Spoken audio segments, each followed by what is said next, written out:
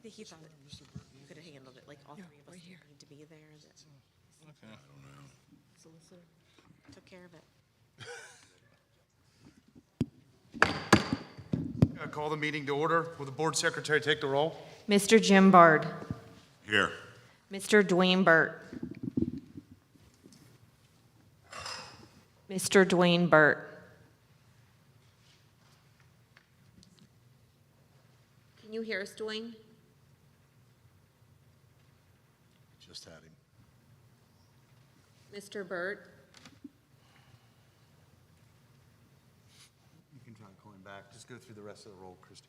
Okay. Mr. Levi Kressler. Here. Mrs. Stephanie Eberly. Here. Dr. Nathan Goetz. Here. Mr. Don Hilbinger. Mr. Fred Scott. Here. Mr. Charlie Suiters. Here. Mr. Mark Butterball. Present.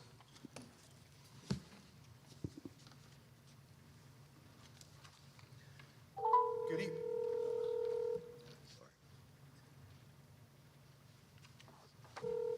Hello, Dwayne, can you hear us? I can hear you. Okay, so I'm just going to say your name. Mr. Burt, are you present? I'm present. Good evening, everybody. Welcome to the school board meeting. Please rise for the Pledge of Allegiance.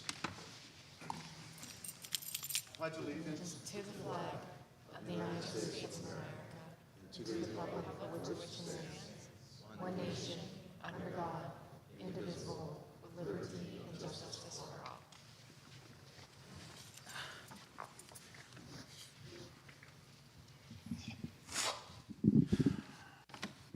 As we begin our deliberations this evening, let us once again be reminded of our duty to represent all of the children of this school district, regardless of age, sex, race, or creed, and regardless of need or ability.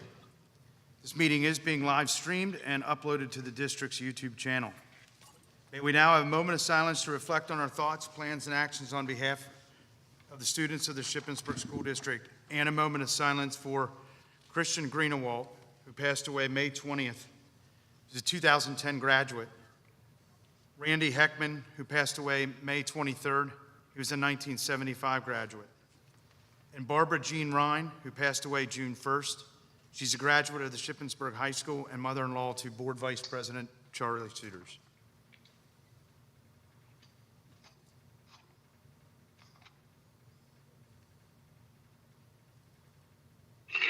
Thank you. Before I take a motion for agenda approval, Dr. Moyer, are there any changes? Thank you, President Bruderball. There are a couple. Under number 3, reports, we moved the presentation by Mr. Matt Floor regarding the ATSI plan originally under discussion agenda, item number 6.F, to reports under the superintendent, section 3.C.F. Also, under number 4, consent agenda, item number 4D, special education plan. We are removing that from the agenda tonight, and we're tabling that to June 27th, our next meeting. There's still a couple of issues that Lauren needs to work out with the agency. And then finally, under item number 5, action agenda, the support staff CBA, we are adding the phrase pending solicitor final review. Our solicitors, our legal teams on both sides have had engagement with this. We feel we're at the final phase of that, but we thought just so that they would have one more chance to review that, we would put in there that verbiage. Thank you. Thank you, Dr. Moyer. Is there a motion to approve the agenda as amended? Move to approve. Moved by Mr. Suiters. Is there a second? Second. Second by Mrs. Eberly. Roll call. Mr. Jim Bard. Yes. Mr. Dwayne Burt. Yes, Mr. Levi Kressler. Yes. Mrs. Stephanie Eberly. Yes. Dr. Nathan Goetz. Yes. Mr. Fred Scott. Yes. Mr. Charlie Suiters. Yes. Mr. Mark Butterball. Yes. Motion carried unanimously. Thank you, Christy. At this time, we would like to recognize several of our district employees that are retiring this year.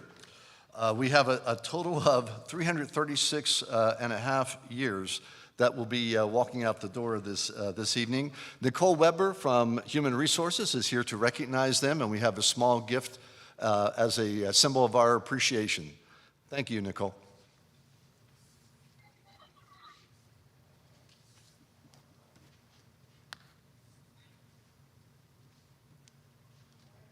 And I believe we have a PowerPoint presentation as well, right, Troy? Working now? There it goes. Okay.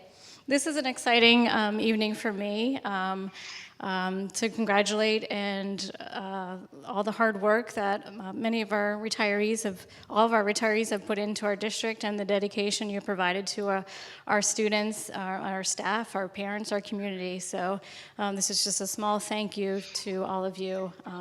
It doesn't do justice, but it's something. So. I'm going to call your name if you're here. I would love for you to come up and get your gift. Jill Beatty, who's been here for 18 years of SASD service. I don't think she's here tonight. Margie Chamberlain.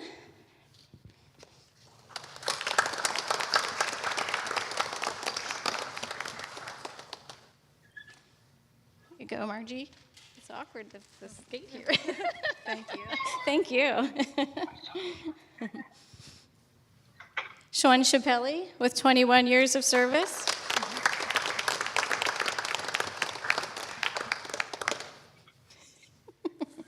Thank you, Sean.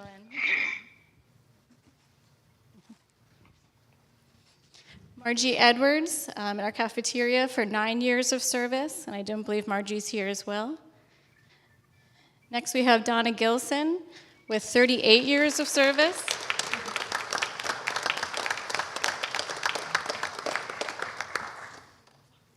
Welcome.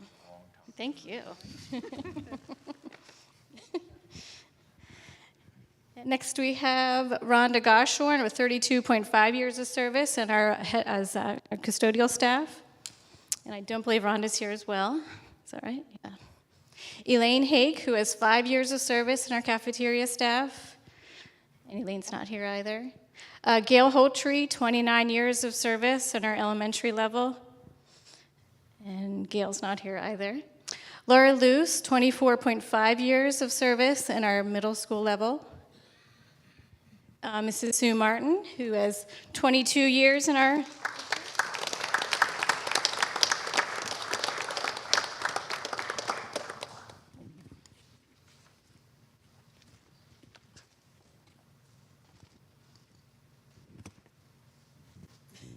I'll meet you this way. There you go. Congratulations.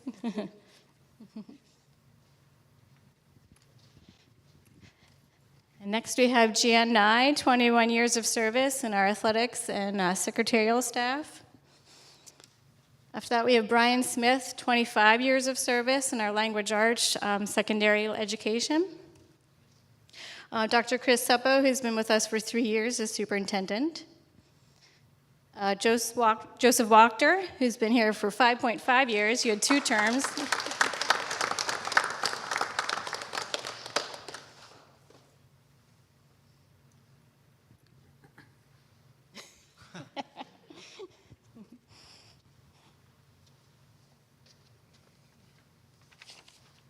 Who put these things here, Joe?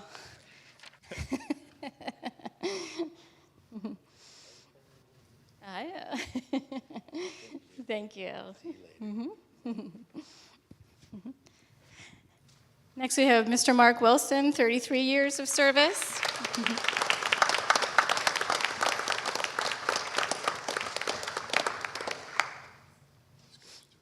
you go. Congratulations.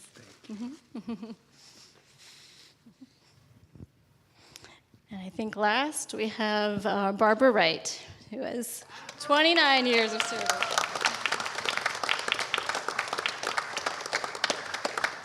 Here you go. You're welcome. Thank you. Take care. Take care, too. And thank you again. It was nice celebrating with you this evening. Thanks for coming. Nicole, thank you for recognizing our retirees. We were very fortunate that we had several that were able to come in person this evening. School board members and anyone else that's here tonight, if you would like to join us, I'm going to recommend that we congregate and make a little receiving line right there in the hallway where we had our little social, and we'd like to shake your hand and give you one last goodbye. Retirees, you're certainly welcome to stay for the entire meeting if you so choose, but I'm thinking if you may have a life beyond this, and you might want to get started with that. So don't leave yet. Give us a minute to get out in the hallway, and we'll be with you momentarily. Thanks. Harder was for me to get down here. I know that's not easy. He's okay. Yeah, he's fine. I'll make it.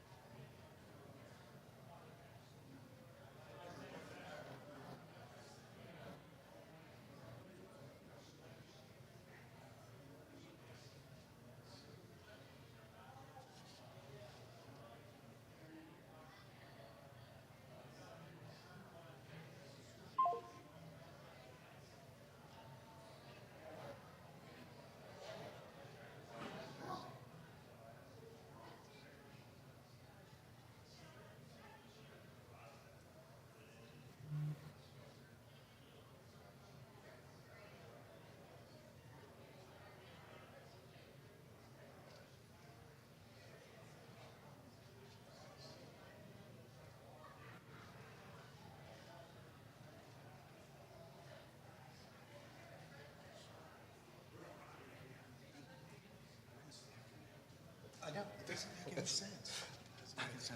Fred stopped him the other day, and I said it to him again. I said, Fred, but everybody keeps putting me off. I said, okay, Fred, but... No, they don't.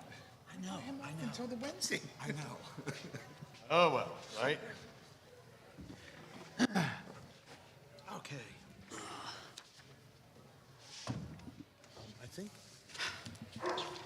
think before we do reports, I think I'll announce Don Hilton. Makes sense.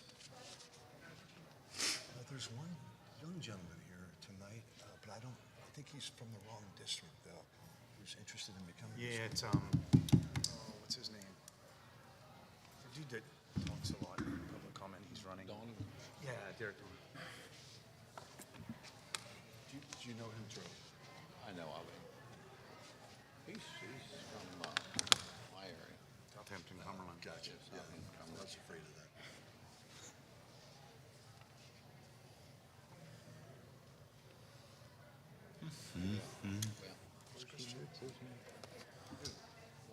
He's not. Well, I think he's moving, he's staying in town. With that. I had 2 beers and soda today to make it through. Caffeine's not something I do. I had a can of soda for lunch and a can of soda for dinner, so hopefully I won't be yawning. I had 2 nice big Americanos from Starbucks. You work night shift, you have to. I'm on vacation, actually. We were supposed to leave today. Like this, and I was like, we're not leaving.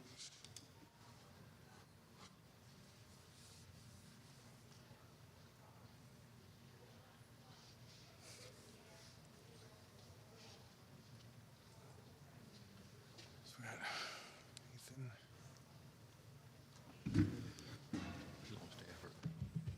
Yeah. We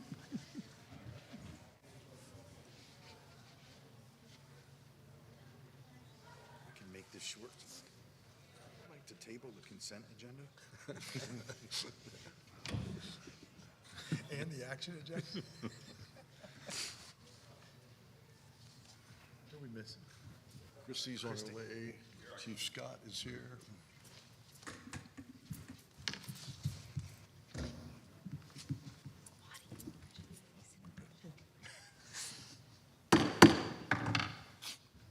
Meeting is back in order. We're going to move on to public comment. For the public's purposes, I've been explaining it for almost 2 years, but I'll continue to explain it. We have 2 public comment periods. We have one at the beginning of the meeting that is for any item that is listed on the agenda. And we have one at the end of the meeting for any other item that you may want to discuss. If you do have a public comment, we ask that you come up to the podium, to the microphone, state your name and address for the record, and that you're a district resident, and the board welcomes your comment. The ones that have signed up so far, Talon?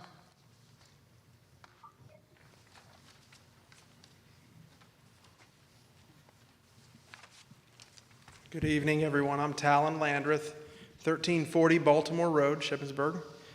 I'm here on behalf of Southampton Township, Cumberland County. I'm a supervisor. We had a public meeting this morning where some concerns were brought up. And so I would like to, well, first of all, just thank you all for your service, because it's not an easy job. I know some of you personally, and it's tough, and it's thankless. It's a difficult position. I recognize that. I think hopefully most of our community recognizes it's a tough position you're in. So I was asked to come here this evening to speak about school safety. I guess Act 44 is in relation to that, or that's under Act 44.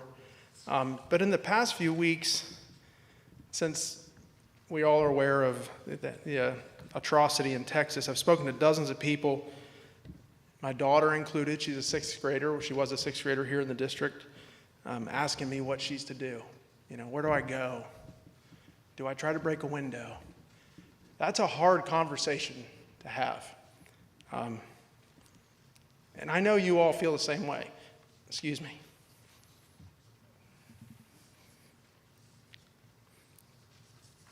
But there's no price, right?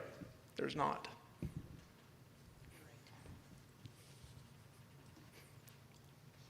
That's too high. We would pay whatever price for our kids. And I know, like I said, I know you all believe that and feel the same way, and you would do the same.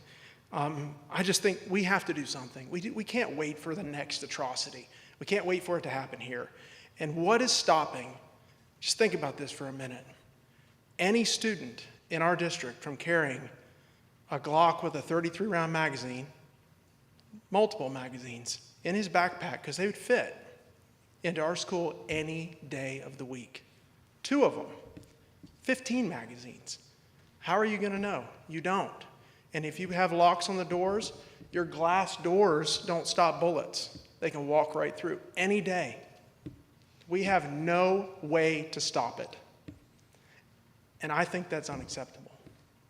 And I think you all have a duty for the security of these children to, and I know you're funding things, I know there's cameras being, and that's great. It's just not enough. Cameras don't stop killers. Cameras can alert. They play a role, but they won't stop it. A school resource officer is within your Act 44, you're authorized, or local police to fund that. And I think it's very important for our community that we make this a priority. And there's a lot of factors, the cameras, the locks, there's a lot of things that we can do. But there's only one thing that stops that active shooter. And that's a trained person, good guy, good woman with a gun. That's it. Nothing else will stop them. And minutes, seconds, and you all know that, seconds matter, as you have all seen on the news. It matters. Having them on campus is essential. And we, as a community, want to see this happen. I've talked to many, many people about it. And just as a quick, I know my time's limited, as Act 44 authorizes school police officers, school resource officers, and establishes provisions for that. And I just want to point this out here. A school police officer employed by the school district is an option. Also, a school resource officer not employed by the school district, but yet employed by local police is an option. Private security is an option. Those are all 3 authorized in Act 44. So we have multiple options. We're permitted to contract with individuals who are retired agents, retired state, municipal, or military police officers or sheriffs to provide school police or security services. How many of our grandparents, parents, uncles, aunts that are former military police, possibly, former police officers, former state police, former security, we're authorized, you can even get the judge to appoint one, and they're allowed to arrest. They're allowed to carry a gun. Who would not feel safer with someone trained in our schools when that call comes in? And I hope to God, right? We hope to God it never comes in. But if someone's there that can be there in seconds, it's important. So we had that discussion this morning, and there's a couple other gentlemen here that want to speak. So thank you. Thank you for listening. Thanks, Talon.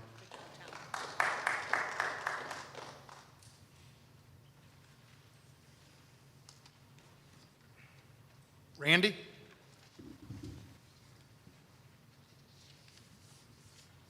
Randy Bruneye, 728 Roxbury Road, Shippensburg. And again, just like Talon said, thank you for everybody for your service. I know it's like being elected official, and thank you for everything. Just basically supporting what he said. Even though we don't want to admit we are in the world today, we need security. I have no children, but there's a lot of children in this community, in the school district, that if we had a resource officer, may not stop 100%, but it will definitely help the security of our children. And of course, that's one of the main things, we want to make sure our kids go to school. Parents send their kids to school thinking they're safe, and we need to maybe try to hire a resource officer. I know budgets are tough, but I think it's something that really should maybe try to get in the budget if we can, to try to have somebody here that we don't have a situation like a lot of other school districts have had. So, thank you. And again, thanks for your service. That's all I see on public comment for, I know Keith Swartz. Keith, do you just want to wait till we get to the budget, or? Well, the budget's set. I'll just as soon speak now, so I don't have to sit. Okay, come on up, Keith. Again, thank you for your service. It is a thankless job. Keith Swartz, Borough resident, school district resident, 411 William Drive, Shippensburg. Two things. I did send everyone the letter from the borough on behalf of the police department asking for some funding help. We are struggling with our funding, and we spend an enormous amount of time doing police work for the school district.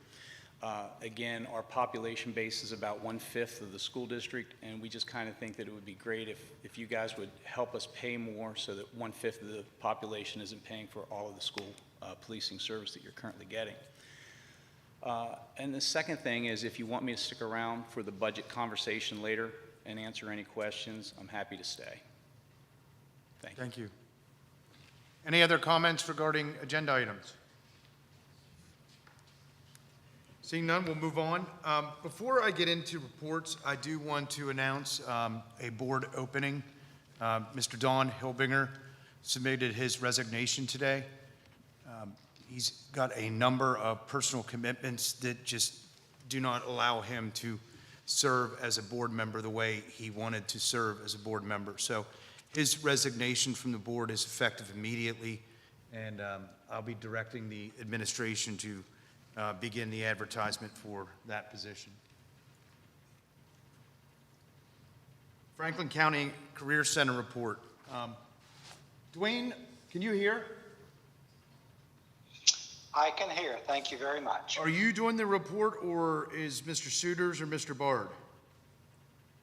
I plan to give the report if you can hear.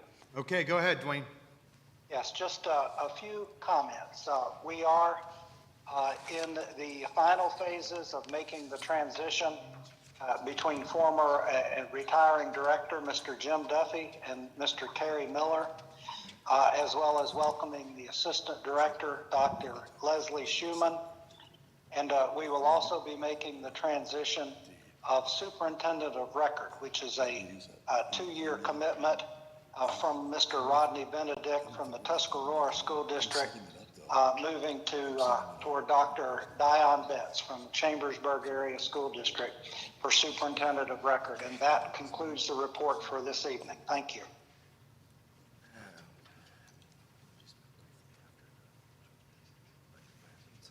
Thanks, Dwayne. Board committee reports. The Budget Finance Committee, which is the board as a whole, met on June 8th, 2022. And I believe that the Personnel Committee met briefly after that meeting regarding, I think, what, support staff contract, Nathan? Yes, and Act 93. And Act 93. Any other members have any committee meetings? Doctor, do you want to talk about it, what we met? Thank you, Chief Scott. We had a very informal meeting with Boyo Transportation. My interpretation of our meeting was that we really had one major issue to talk about with the high inflationary prices for energy these days and so on. It turned out that when we met with members of Boyo that we actually had a number of other issues that we want to discuss and collaborate with them on. So what I've agreed to do is in the future we will be setting up, Tammy Pritchard will be setting up a couple of meetings where we'll involve the entire board committee, members of Boyo and members of the team here at Shippensburg, and we'll start addressing those issues. But Chief Scott, thank you for reminding me to bring that up. Okay, we'll move on to the superintendent's report. Thank you, Mr. President. We have several items to bring to you this evening. First and foremost, we would like to share a little bit more with you all about the facility dog program. We've got Mrs. Mowry from the intermediate school here with Harry, and I know that there's been some desire at the secondary level, especially at the high school, and with Mr. Miller at the middle school. We're still working with him to see how far they would like to go with this program. I think one of the things that you're going to find out from Mrs. Mowry, it is a pretty big commitment, and she has agreed to come tonight and share a little bit about the experiences they're having with Harry at the intermediate school. And Terry, correct me if I'm wrong, I think Harry's only been with us the last few weeks of the school year with students and so on. So we really appreciate you being here, and she's also happy to answer any questions that board members may have. Good evening. Yes, welcome to Harry at our school. He is a United Disability Services facility dog in training. He's already been home, and oh my gosh, come on, folks. See the backside of me on the screen. That's lovely. All right, I know I'm being live streamed. I'm sorry. Okay, so Harry's already worked a full day and been home, ate his dinner, and came back. So he's not really happy that it's still on his face, but he is doing a great job. Grace Spencer is on the team with us, and she's here tonight as well. And so if we go back a few years, it was 2019 when I came to the board and said, could we entertain the idea of having a service dog at school? And at that point, I talked about a service dog, and, he is technically called a facility dog. Harry, sit. Good job. Grace, do you want to come over and just kind of, I want to go through all the information, and I want him to be able to come up and see you as well. I'll give you my pack, and you can do that a little bit. So it was about in 2019, late 2019, when I talked to the board about the possibility of having a facility dog. And what I did was, go to Grace. I had a lot of information to share with you about the benefits of having a dog at school. And then COVID hit, and it really impacted the time and the process involved. But the United Disability Service is a service that is in Lancaster, Pennsylvania. It provides services for disability categories of autism, people that are physically disabled, provides many services, not only to them, but their families and the community. And I was fortunate to hear about it through one of my colleagues in another school district who had not one, but two facility dogs at their school. And then Dr. Suppo and I went on a visit. We had a lot of discussions, and we were waitlisted for a long time. And so during that time period, I have been a volunteer with UDS.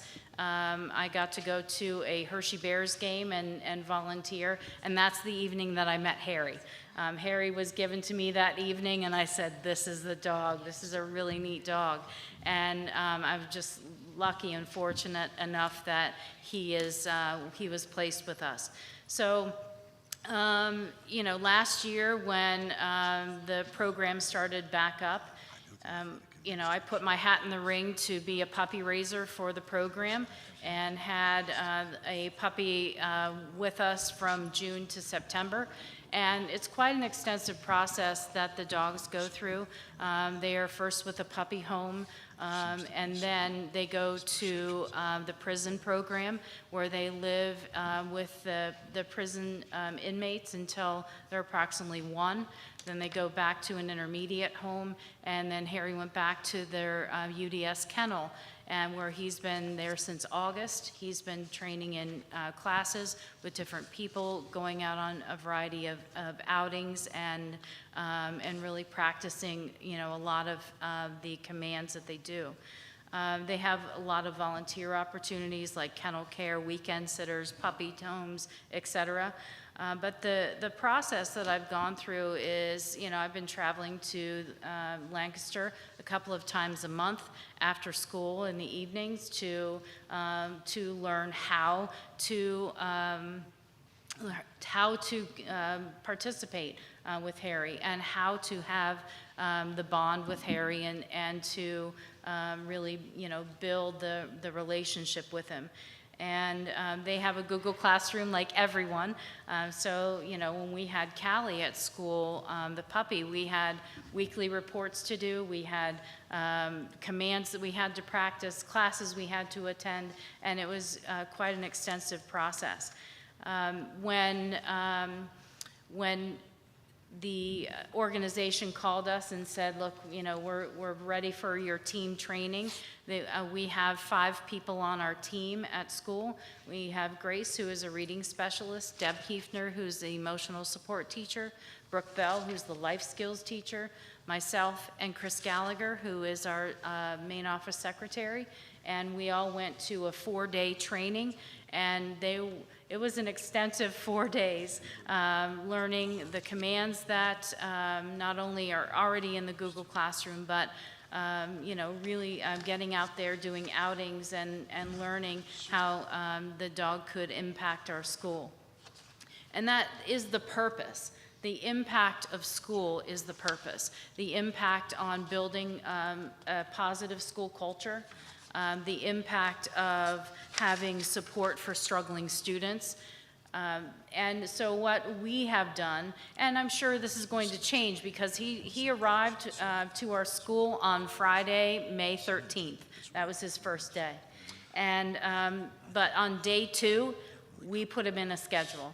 And Mrs. Spencer takes him to the bus ramp, and then he goes to the emotional support classroom to help support those students. Then he goes to the life skills classroom and is with that classroom.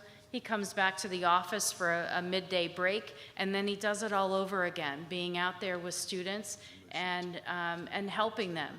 I know one of the things that you know, what we were hoping for is that, you know, we would have students reading to Harry, reading that, you know, maybe they were reluctant readers, sharing Harry as a motivator for them. And what I can tell you is Mrs. Gallagher, our secretary, has taken Harry out to recess, and the line is very long just to get to Harry to say hello.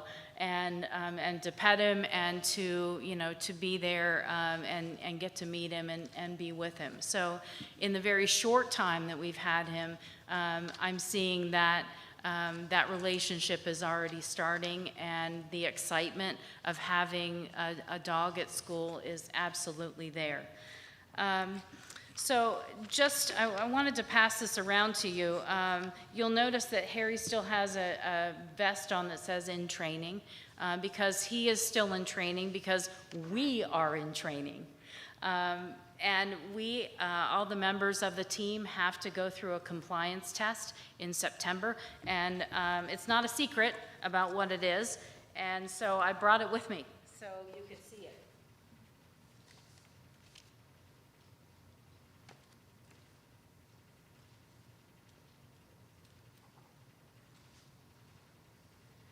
There are multiple commands, multiple things that we have to do with Harry, and to make sure that not only he's safe, but students are safe, and we do things in the right manner. There are about 90 commands that we went over during that 4-day training, and you know, and he is absolutely learning, and we are training and working with him every day with that. One thing that I want to highlight, and I know you've seen it because it's been on the board agenda, but how responsive the community has been for this program. I had mailed out some letters to a variety of businesses, and the response has been overwhelming. The responses and the support, the donations that we have had, they've been on the board agenda, so you can see that the community has been very supportive of having this new program in our district.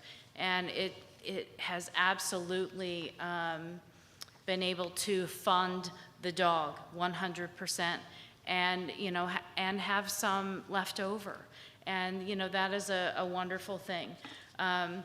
You know, I will continue to fundraise to keep costs to a minimum to our district.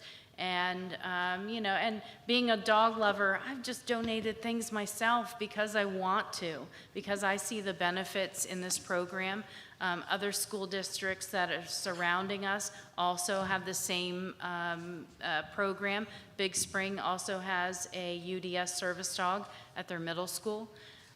Mechanicsburg also has UDS service dogs as well. So there are many school districts in our area that are participating with this.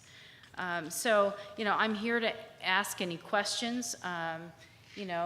I mean, Harry's a great dog. I could demonstrate a couple of commands if you want me to. There are just some really neat things that he's been working on, pushing my door open every day when we get to school, because I point to the door and I say push, and he does it. Next thing we're going to be working on is him holding things and taking it to someone for me. If I drop something on the ground, he will absolutely pick it up and put it in my hand. He is just a well-trained, such a really low-key dog that he's just the perfect fit for us. Mrs. Mowry, is it true that Harry brings your coffee each morning? Is that true? No. No. I knew that. School board members, what questions do we have for Mrs. Mowry? So I know a lot of the concern is allergies. Mm-hmm. Has that been a concern? Is that a concern, or is it still too early to tell, because he was only in the building for such a short time at the end of the school year? So what I've done is worked with all of our school nurses, and anyone that has a dog allergy listed within their health plan or their health records, I've personally contacted and spoken with every one of those people. And there has been no one that has said, that it is a huge concern. They were very appreciative of the information. I was just on the phone with someone today because they're in the building for the summer program. And, it is about communication and awareness. I really believe that. As with any allergy, there are so many different allergies that are out there that, if you plan for the interaction or you plan for the allergy, you can plan successfully to make whatever it is successful. And, there may be some students that, we don't go to that classroom. Or, there may be some students that know, because they're getting older, that 4th and 5th grade, they know if they have an allergy, they're going to advocate for themselves and not be around that dog in the hallway or in the classroom, or go up to pet it at recess. And so it is as little or as much as you want. It's not something that we would force on any student. Thank you. I definitely appreciate the comment and the feedback on that. Mm-hmm. Anyone else? I do want to, I think I may have said something at this last meeting. Facility dogs are terrific, I believe, but it is a big commitment, as Mrs. Mowry has shared, and she certainly is to be commended for all of the personal time that she has taken to make this program successful at the intermediate school. The high school and the middle school have expressed some interest. We want to make sure that they understand that our leadership team there, that they need to have the board's blessing and approval moving forward with that process. And I do think it's important that we have assurances similar to Mrs. Mowry, that we would have a similar type of commitment there before, moving forward too aggressively, to make sure that we do things with fidelity, do things the right way. Mrs. Mowry, thank you for coming tonight and for your time.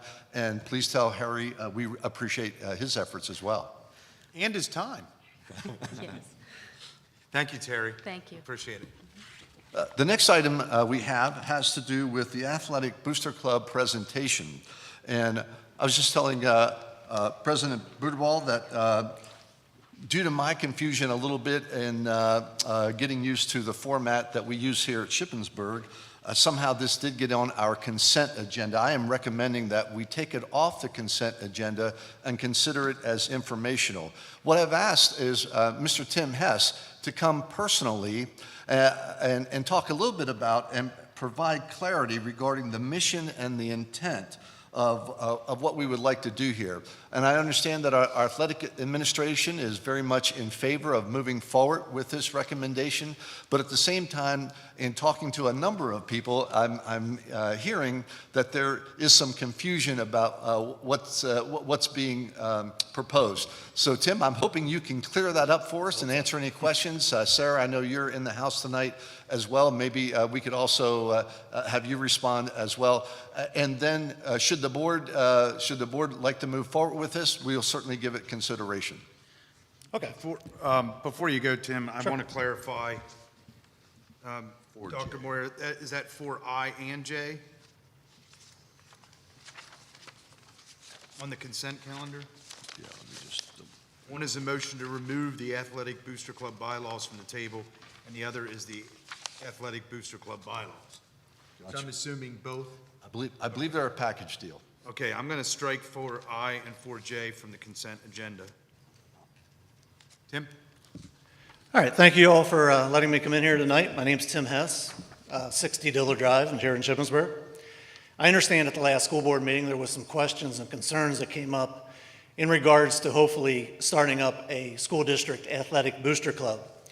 So I passed out a statement to all the school board members here, and I just want to read the statement first. I'm thinking that a lot of the questions or concerns are going to be answered in this statement, but if not, obviously you can feel free to ask me any questions, or if you have any concerns. Ms. Fanis, our athletic director, is in the audience as well. So if there's any questions after this, feel free. First of all, I want to start off, the group of volunteers that currently make up the Greyhound Athletic Committee of the foundation would like to become the Shippensburg Area School District Athletic Booster Club. We shortened that for SASD-ABC. This different name will not change what we currently do for the Greyhound Athletic Department. Our mission is and will be to raise money and spend money on items that are needed for the Greyhound Athletic Department. That is what we are currently doing, and this is what we will be doing if SASD-ABC is approved. Examples of our purchases just in the last year include a portable speaker system that is used at soccer and field hockey games when those games are not played at the park. And I don't have that in there, but up until that time, soccer and field hockey players were not announced. Their starting lineups were not announced. They couldn't have a national anthem. And in going to those games, especially, well, soccer too, but the field hockey girls were just like, you're going to announce our names? You're going to have a national anthem for us? So a little thing like a portable speaker system made such a difference for those girls. And it really stood out for me during this season. But in addition to that, we also purchased new championship banners, which are now hanging in both the main gym and the B gym. We purchased 2 new scoreboards for the high school gym, which are up and running. We purchased 1 new scoreboard for the Greyhound softball field, which we are being told is going to be shipped we should be getting it on August 25th. So that will be up shortly after that, I would imagine in September. And the final thing that we did just in this last year is we split the cost 50-50 with the athletic department for a brand new wrestling practice mat for our middle school wrestlers. And that was very much needed. The old one was in terrible shape. It was both a safety hazard and a health hazard. So we were able to work with the athletic department and split the cost of that 50-50. So they have that and they are using it. So the reason that we would like to become SASD-ABC is that we no longer wish to be affiliated with the Greyhound Foundation. We would like to have a direct line of approvals that are under just the school district. If we become SASD-ABC, we will report to the athletic director, and that's followed by the superintendent and then the school board. Currently, this chain of command is separated by the foundation at any time at the discretion of anyone associated with the foundation. This has led to many unnecessary delays and has impeded us from making progress in a timely manner. The group of volunteers that makes up the current Greyhound Athletic Committee voted on this subject and unanimously approved to disassociate themselves from the Greyhound Foundation. We would like to continue to help get much-needed items for our district, just not under the Greyhound Foundation. If approved, SASD ABC will remain as a separate entity and will not interfere with any present operations of existing booster clubs. This will not change how the current sports-specific booster clubs run in any way. We feel this change would be very positive for Greyhound Athletics and will help our athletic department get even more needed items for our athletic facilities in a much more timely manner. And in conclusion, I want to talk, there was some concerns regarding this final subject, and again, I'll go over this and hopefully it answers it. When we decided that we would like to become SASD ABC, we had our bylaws written up and we sent them to Dr. Suppo for his approval. He said they looked fine and they looked good, but he wanted to add one thing.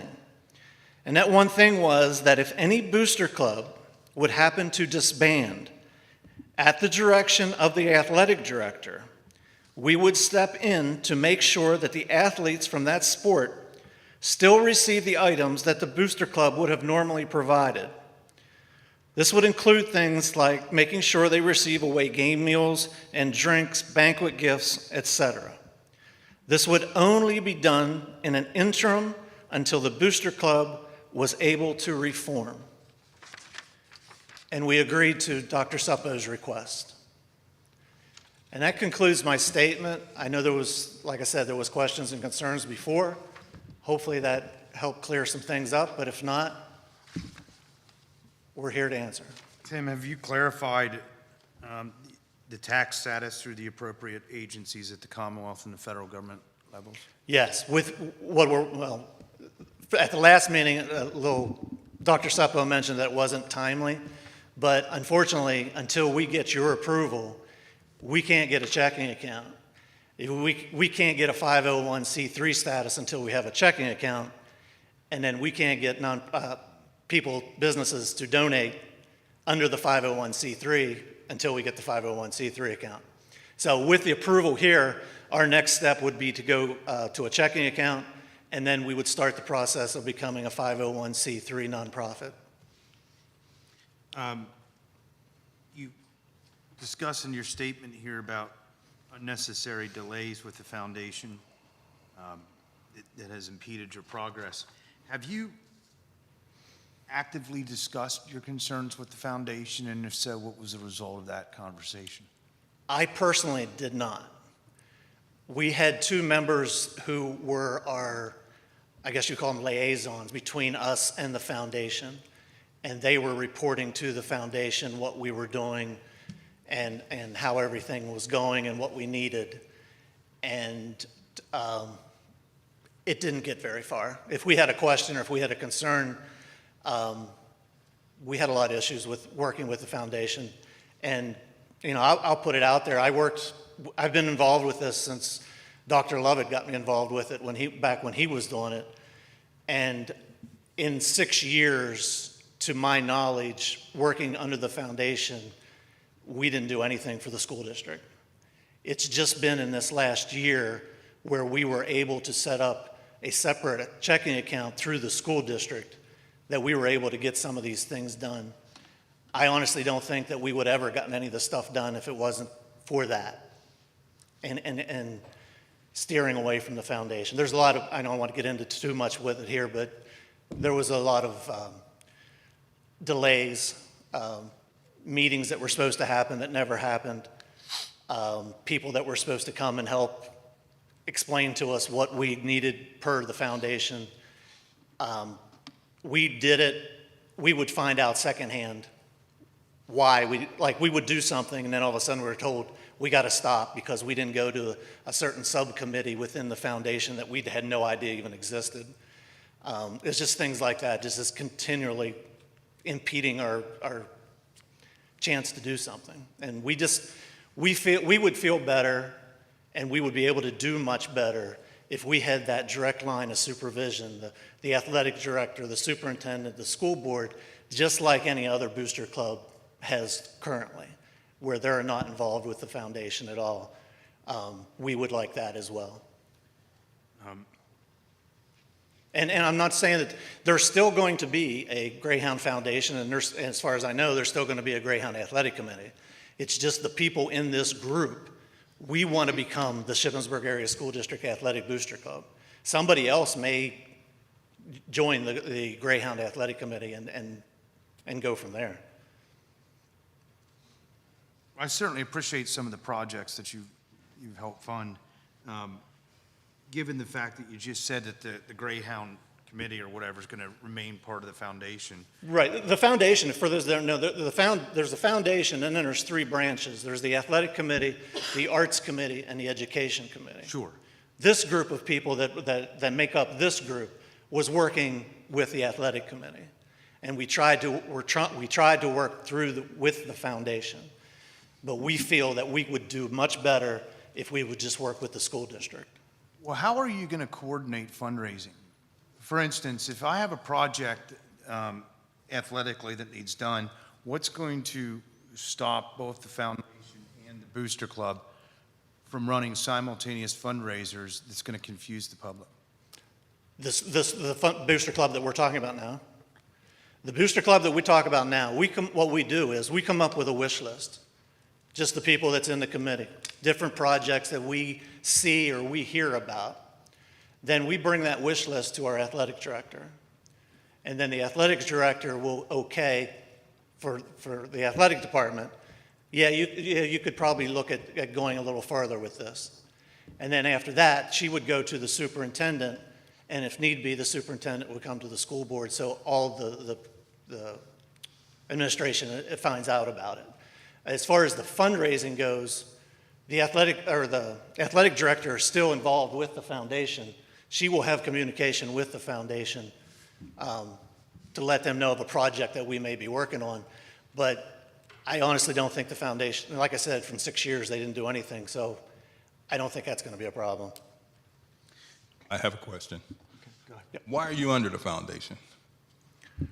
I mean, when you started out, who put you under the foundation? Well, I made a little bit of mention of that. When I first started, I was asked by Dr. Lovett to join. And at that time, he was part of the Greyhound Foundation. And shortly after I'd started is when they broke up into 3 different committees. So I deal with athletics, and that's something that I'm interested in. So I went with the athletic part of it. And after that, it just, me and a couple other people, but then after that, it just kind of built up, that we built up the athletic committee into about 15 to 20 people right now. But that's how I got started. That's how we got started in it. Oh, okay. The money you collect, who controls it? For the Athletic Booster Club, if it was the athletic, well, let me rephrase. If you have a fundraiser, right. Who do you turn? Do you keep the money? Do you turn it to the athletic director? Who do you turn the money over to? The foundation informed us that they would only like to do 2 fundraisers a year. The treasurer for that did not want to deal with the $20, the $10, the $50 donations. So we had a golf tournament that we had started a few years back. So that was going to be our contribution to the foundation. The athletic part was the golf tournament. So they only wanted to do those two tournaments or 2 fundraisers a year. So that's the point where we went to them and said, okay, if you don't want to do any more than that, we have other things that we can raise money for. Can we set up our own a checking account through the school district? So it's an athletic committee account through the school district. And because they didn't want to deal with the lesser money, I guess you call it, and school board approved us to get the checking account. So when we raise money now, We take the money into, well, Mrs. Nye until she leaves, and then she'll put it into the school district, a particular school, I don't know what the number code is, but particular school district checking account. So the money is within the school district. And then if we need it for any of these things that we purchased, we can just go there, get the money, and pay for it. Otherwise, if we went through the foundation, I don't know if we would ever been able to do that. Do you now keep a record of the money you collect? Yes. Where's it kept at? I have a record, we have a treasurer that has a copy of the record, and Mrs. Nye keeps a record of it. What about the money what about the donations for you to the foundation? Is there a record of that? The money that goes to the foundation, we have no way of knowing what's in there. We had a golf tournament last August, and we as an athletic committee still do not know what we made from that after several inquiries. And that's one of the main reasons why we want to do this. Because I looked on the foundation website, and they had the board of directors. I don't know if it's updated or not, but I only saw arts and education. I didn't see anything referenced to sports. So, does anybody know? Is there a sports? Well, It's an athletic, the athletic committee is the third committee. they must not promote it. But I've also been informed that they want to do away with the committee, so I don't know if that's going to happen or not, so. I was just looking at the webpage and it didn't have any sports on there. Yeah, after 7 years of going with the foundation, we're just looking to make it more streamlined for us and the school district and the athletic department. The money you raised before it went to the foundation, correct? Only for the golf tournament. Only Within the last year. All the other money that we've been raising through game day sponsorships and 50/50s and whatnot goes to the account with the school district. The Shippensburg Area School District's athletic. But you were part of the foundation, We were the athletic committee of the foundation. and you were raising money but wasn't communicating to the foundation what you were doing either. They did not care. They didn't care. They wanted to do 2 fundraisers a year, and that was all they wanted to deal with. And they said to us, if you want to do any more, that's fine, but you're going to have to do it on your own. And then we started to do it on our own, and we built up some money. We were able to buy some things. We were getting something else set up, and we were, right before, we have a 5K run that we were organizing and getting ready to go. And right before we were able to pull the trigger, we got a message that we were no longer allowed to do it. We had to go to a subcommittee of the foundation to get their approval before this is done. But you were part of that subcommittee, weren't you? No, I don't even know what the subcommittee, we don't even know what the subcommittee was. We were just told there's a different subcommittee that has to get its approval. When we did Flagship Proud, your vice president of your club, he was the main person there. Troy? Yeah. Yeah, he worked with them, but that wasn't through the foundation. It wasn't through the foundation? I wasn't involved with that, but at our last meeting, Troy made it a point, and he said, if anybody asks this, the statue out front, the trees out front, the flags, this here, the money did not go through, it had nothing to do with the foundation. It all went through, I guess, a Greyhound, Greyhound Proud checking account? I don't know. But the foundation did not have to do with that. So in other words, the correct me? Or Flagship Proud, that's what it was. Flagship Proud, that was money we took out of our budget to fulfill that. It was money that was set aside in the fund balance. And we took it out of that to do the Flagship Proud. Correct. Yeah, the foundation had nothing to do, didn't have any money in that budget. So we paid for that. That is correct. Foundation. Like the auditorium upgrades, the front entrance upgrades, that all came out of a district account, the fund balance account. Why are we giving other people credit for something we bought? Good question. So, What I'm hearing is that it seems like there's a communication barrier between the goal, the wish list, and approving the wish list. So instead of ramping up communication and sitting down, or even having a liaison with the board to sit down to try to iron out some of these things, a second fundraise or a second booster group club wants to be put together, because it seems like one is not willing to listen or hear, or if you're making a request and it's not something that is approved. Is that what I'm hearing? Like, is it communication? Is it coming down to not seeing eye to eye, or a lot of it, like, I would say it's more than communication. It's more, it is lack of communication, but it's just the fact that we can't get anything done with the foundation's involvement. And we can get stuff done with the school district's involvement, with the chain of command, athletic director, superintendent, school board. That gets things done. When the foundation's involved, at least in our experiences, it just becomes a big circle. They get in the middle, and it just ends up going in big circles, and nothing ever gets done. We just feel that if we become this SASDABC, we'll have that direct line of approval, the athletic director, the superintendent, the school board. looking at the bylaws, I just wanted to see if you guys have checked into it, just with the board policy 827, when it comes to conflict of interest with the organizational. The chain of command, you are the assistant athletic director reporting to the athletic director. You are the president of this proposed club. I don't know how anyone else feels about that, or if that's been investigated, if that is okay.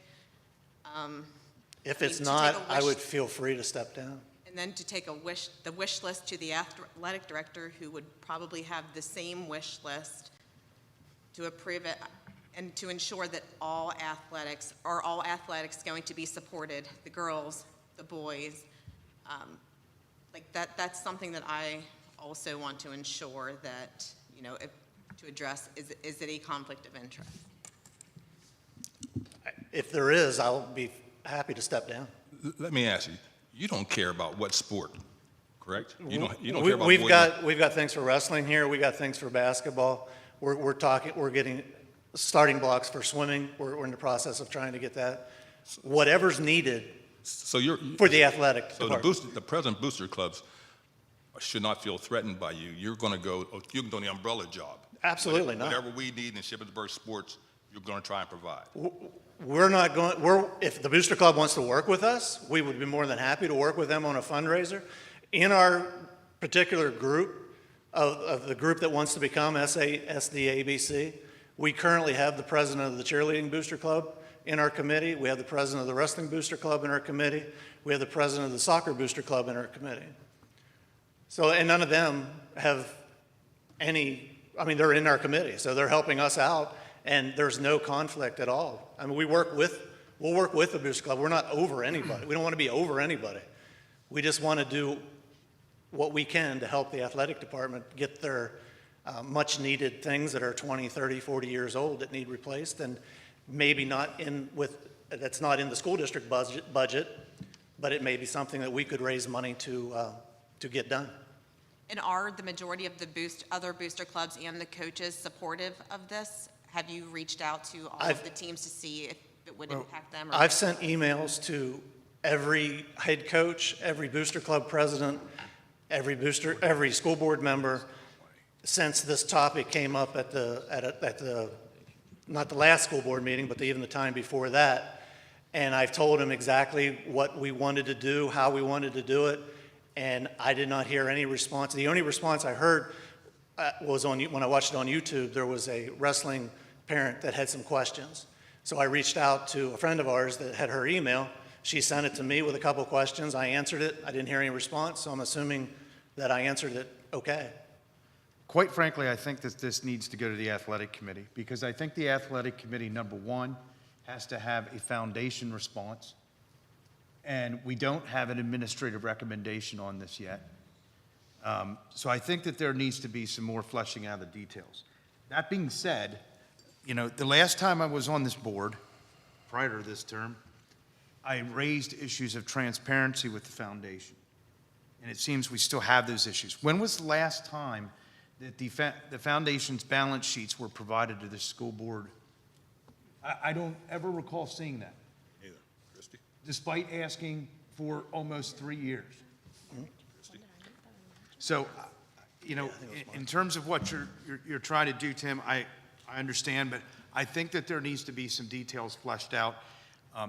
For instance, you just said about what do the other booster clubs think of this? I think the committee, the board committee, has to find out what the boosters think. Not, you know, no disrespect, but not what you think, but what, you know. So I think the athletic committee needs to dive into this issue and flesh some details out before it comes back to this agenda. So Mark, I will say only because of the recent questioning, I did ask the foundation for some financials. I haven't had a chance to look at it. It's their tax return, so I don't know how much information that's going to provide, but I wanted to look over it first before sharing with the board, but it was only because I requested it. Other than that, I don't think it's normally shared on an annual basis. Well, and again, I mean, this was probably 3 or 4 years ago. I don't remember when I left the board last time, but I requested that the foundation provide a quarterly report to the board. I don't think I've ever heard a quarterly report. But in terms of this issue, I really think the board athletics committee has to dive into this and flesh out some of these details. Otherwise, I think we're going to put it back on the agenda next meeting. There's going to be more questions raised and more questions, and we're just running around in circles. It should have started at the committee level, and that's where it needs directed. Can I add something? First, Tim, thanks for all your work. I mean, it's a great example of all the things that you've done in your fundraising. If anybody goes to an athletic event here, you see Tim selling some sort of fundraiser or 50-50, providing money to us. So I do appreciate that a ton. And those things listed, you know, scoreboards were in here. What was the class that donated those? 91. 91. That's how long we went until we got those replaced. So I think commendable to you for the work that you've done in that. You mentioned the swimming blocks. That actually came up in a conversation I had with somebody today. As we dig into this facility project and budget and different things, the swimming blocks are listed in our budget as an upgrade that we need to do. And you provided information that your group is willing to work and fundraise for that. So in turn, that saves us in the school district and our bond money that we would be taking from the bond for that repair, which has been told to us that we need. So my only question, my only concern that I had from the last meeting, and it was something that Dr. Suppo brought up, and I don't know if he meant to or if he just misspoke, was he made mention about forming this could possibly lead to going down the road of some other school districts have had just one central booster club. And I think you've made clear that you're not interested in that, and that was my big concern, because I don't, formerly coaching in the district, I know how hard each booster club works, and they want to reward their own kids. And I think what you're doing and what you've done with your group prior has benefited an entire umbrella of students. So thank you for your clarification on this. Yeah, and to clarify what you said, this group here in no way wants to become one booster. It's not we're not overtaking anybody. We have enough to do with what we got. Yeah, and I don't know where Dr. Suppo was going with that, but I know very there are well- other schools that have one booster club, but that's not the intent of this at all. And like I said, he very well could have misspoke in that conversation. But that was my big concern coming out of that. So again, thank you for your work in providing things, because as we see, we need a lot of upgrades and things that this kind of support would help. Thank you. Levi, just as a clarification on the general fund budget, fund balance request, there is a $25,000 request for the swimming blocks. Is that on tonight's? 5I.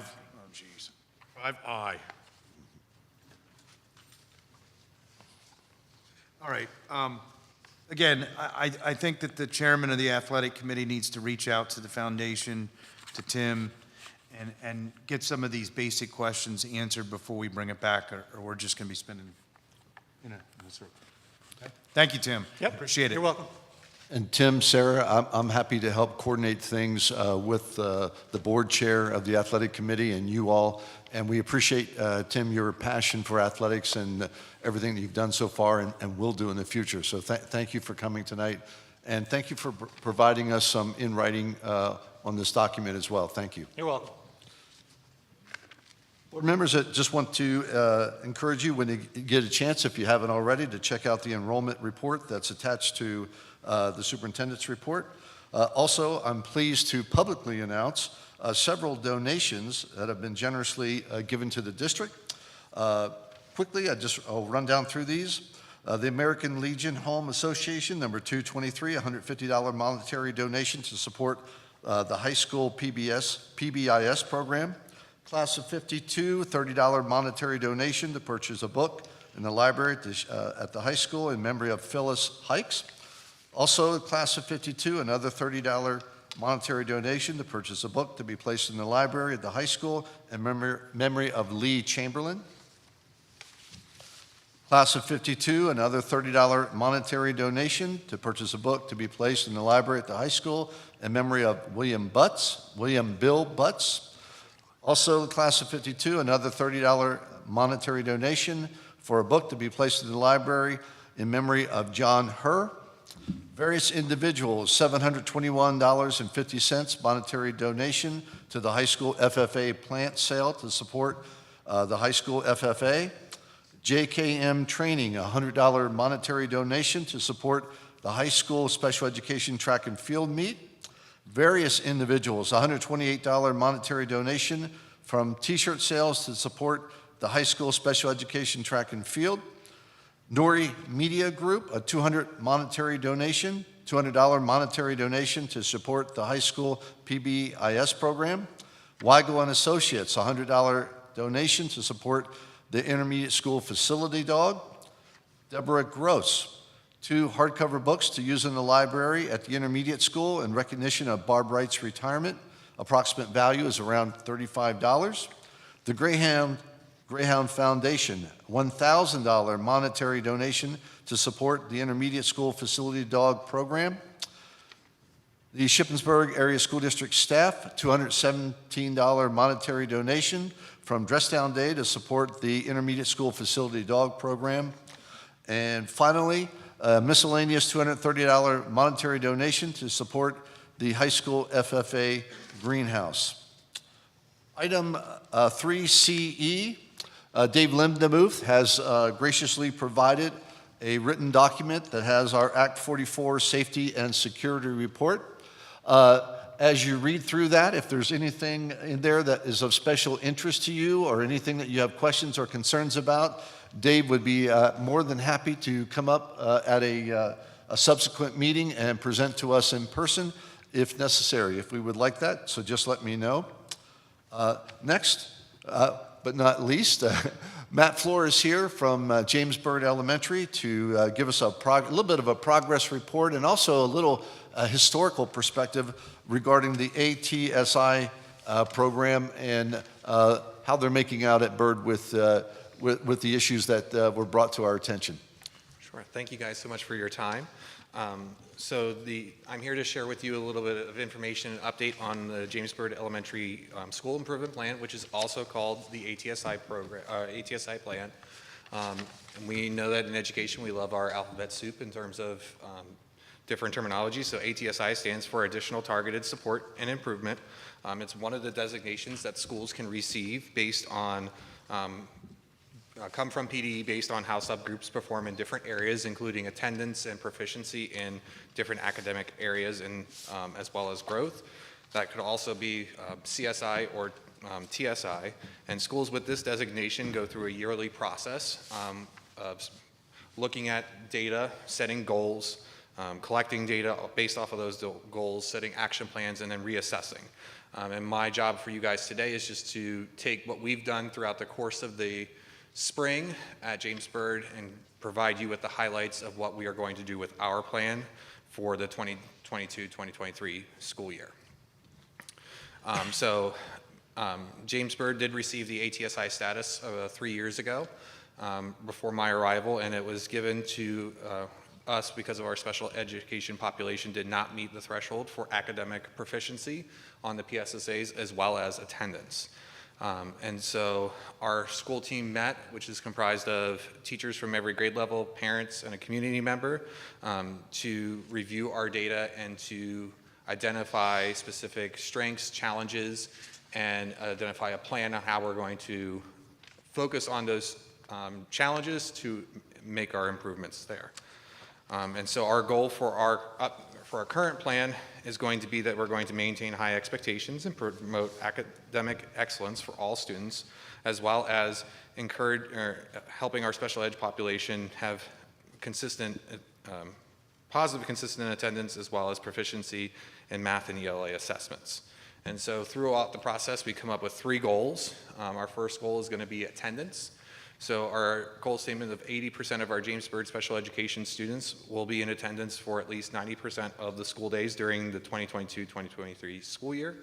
How we're going to reach that goal is done by all of the action steps that I've listed on the right. We have a very specific attendance protocol that we follow, not just for special ed students, but for all of our students, where we are communicating attendance expectations at the beginning of the year, throughout the year, utilizing Skyward to, if a student is marked absent, communication from our student information system is sent out to parents, letting them know that their student is marked absent. We have a two-way messaging app that is used called Class Dojo that we'll almost like instant messaging back and forth between teacher and parent any time that a student is absent, just to get those kind of like, hey, we missed you today, like, hope everything is okay. Parent, chimes back in, oh yeah, Johnny just had a fever, isn't feeling well, hope to have him back tomorrow. Just little things like that, just to reinforce the importance of being there, as well as adding in phone calls that I would make throughout the course of the time, throughout the course of the school year, and doing different incentives for our special ed students who reach certain attendance milestones. And for the previous school year, we did meet that goal that we had set, which was similar to the goal that we had for this coming school year. So we did meet that. The second and third goals are basically similar in terms of the action steps that we're going to do. One is going to be focused on math, and the other one is going to be focused on ELA. So 80% of our special education students will make 25% growth towards their IEP goals for the upcoming school year using Ames Web, which is one of the programs that special ed had purchased at the beginning of the previous school year, and as well as other different programs that are used to help us identify specific needs for our learning support or special education population, as well as progress monitoring their progress towards their specific IEP goals. So we're going to be continuing to do different professional development throughout the course of the year on the tools that our teachers have, as well as interventions that are available for math and for ELA, and then continuing to meet on a regular basis to look at that data, analyze it, and determine what steps we need to take going forward. The whole process itself is, this is a accumulation of several months, and I just tried to hit the highlights for you, so to speak, so that way that you guys can have an idea or an informed decision on what our progress up to this point. I can't speak to, sorry, I backtrack. I can't speak to how we did for our ELA and math progress on our goal for this year, because we took the PSSAs in April, May. We haven't quite had the final reports back from PDE, but we are expecting to hear back from them in the fall to know specifically how we progressed, and if we do make the appropriate progress, we could go off of ATSI altogether, or could go a different route with a different designation based off of their recommendations. But if you guys have any questions, I know I tried to hit the highlights with that, but if you have any questions, I would be more than willing to help you guys understand this process more. I would like to provide some additional background information. When we were first put on ATSI at James Byrd for the special education population, for those members who are newer to the board, there are three tasks that you have to fall into to be on ATSI. One is the attendance rate of the subgroup. For the attendance rate, they're looking at the bottom 5 percentile or bottom 5th percentile of Title I schools. So we don't know exactly every year what attendance rate we have to hit for our special education population. We just know we can't be in the bottom 5th percentile. The year that we went on, we were in the bottom 5th percentile for our special education population at a Title I school. That's one factor that got us on ATSI. The second factor is our performance academically on the PSSA for ELA and mathematics for the subgroup. So Pennsylvania submitted as part of their ESSA, or Every Student Succeeds Act, ESSA, part of their ESSA plan, different benchmark deadlines that every school district had to set for their subgroup populations by the year of 2030. So every year you had a benchmark that you had to hit. We did not hit that benchmark for our James Byrd population that year. Now, PDE has to reapply for all the benchmarks because the pandemic set every school district backwards and every subgroup backwards, so no school district is going to meet their benchmarks in any year. So I've actually been told that we don't know what our benchmark is that we have to hit academically this year yet. The state hasn't applied to the federal government yet to know what our benchmark actually is that we have to hit to get off of ATSI for the academics. But the third thing that got us on was our growth measure of our special education population. Since James Byrd ends at 3rd grade, there is no growth measure for that school. So if there was a 4th grade at James Byrd, then James Byrd would get the growth measure for the special education population. Because 3rd grade's the first year that any student takes PSSAs, there is no growth from it. That's considered year 1. Year 2, when in 4th grade when they take it, they get a PVOS or a growth measure score, which that's attributed to the intermediate school because the students are at the intermediate school then. So just to give you guys some background information on right now, we're sort of shooting in the dark as to whether or not we're going to get off the ATSI plan this year because we don't know what benchmarks we have to hit. Sherry, thanks for clarifying that. And Matt, thanks for the job you and your committee is doing here.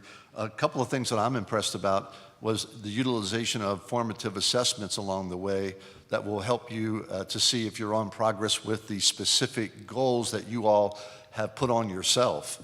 And they're pretty high expectations typically for that subgroup of students. So I commend you all for that and for setting those high expectations and staying after it. Sherry, thanks for the clarification. Board members, any questions for Matt or Sherry regarding that whole ATSI process? Thank you. Thank you. Thanks, Matt. President Boudreaux, just 2 other real quick remarks, then that will conclude my report tonight. I would like to publicly commend Sherry Woodall for the job that she has done with our kindergarten registration. I had the opportunity to visit during the very first day. I saw a lot of really well-dressed kindergarten students that are becoming to us, almost as cute as the 6 grandkids that I have, but I'm a little bit biased, full disclosure. Number 2, I would like to commend Christy Lentz and Joanne Negley for the work that they have done in pulling all of this information, this financial information, and crunching all these numbers related to this budget process. It is not an easy task, and also for putting up with me for probably harassing them pretty good over the last few weeks to really get this narrowed down to what we believe is a sustainable budget and will put this district on a trajectory towards a better situation in the future. Joanne and Christy, thank you for all your efforts. Mr. President, that concludes my report this evening. And I'm sorry, Dr. Moyer, I do want to interrupt. I would love to take the thanks for kindergarten registration, but Christy Papson, our kindergarten department head, and my assistant, Lori Bigham, really put things together for, not saying I didn't help out a little bit, but Sherry and they are the big ones that really help. It was fantastic, and the library down at Shippensburg downtown is a perfect scenario for what we needed to get accomplished with that. Thank you. We'll move on to the consent agenda. 4A, approval of the minutes from May 23rd. 4B, finance reports. 4C, personnel. Professional staff administration recommends acceptance of the following resignations. Cass Wheeler, special education teacher at James Byrd. Clint Shipley, science teacher at the middle school.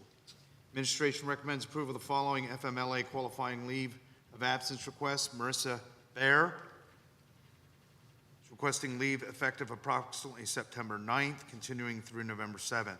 Nicole Eflin at James Byrd is requesting leave from September 16th, continuing through November 30th. And Bonnie Moose at the high school is requesting leave from August 16th through January 20th, 2023.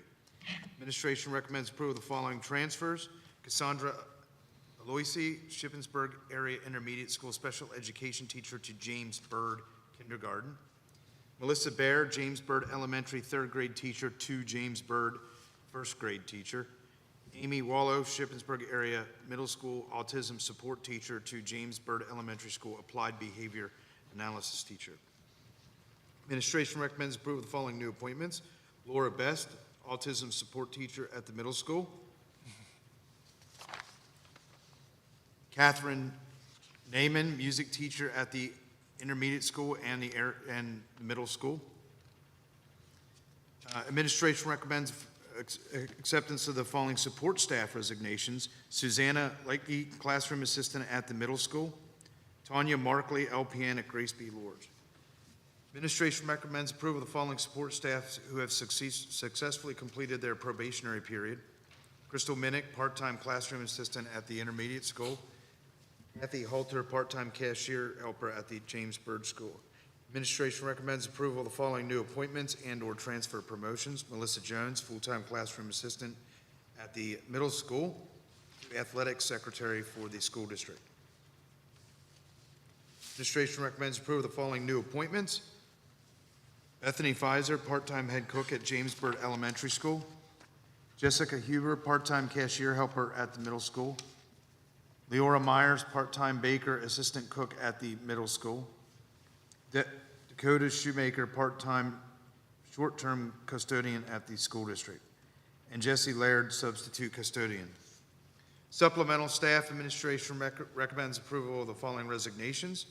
Jennifer Flinchball, who is the high school co-equipment manager, and Randy Van Syok, who is the middle school boys JV basketball coach. Administration recommends approval of the following transfer. Eric Miner, high school girls JV assistant basketball coach to high school girls head basketball coach.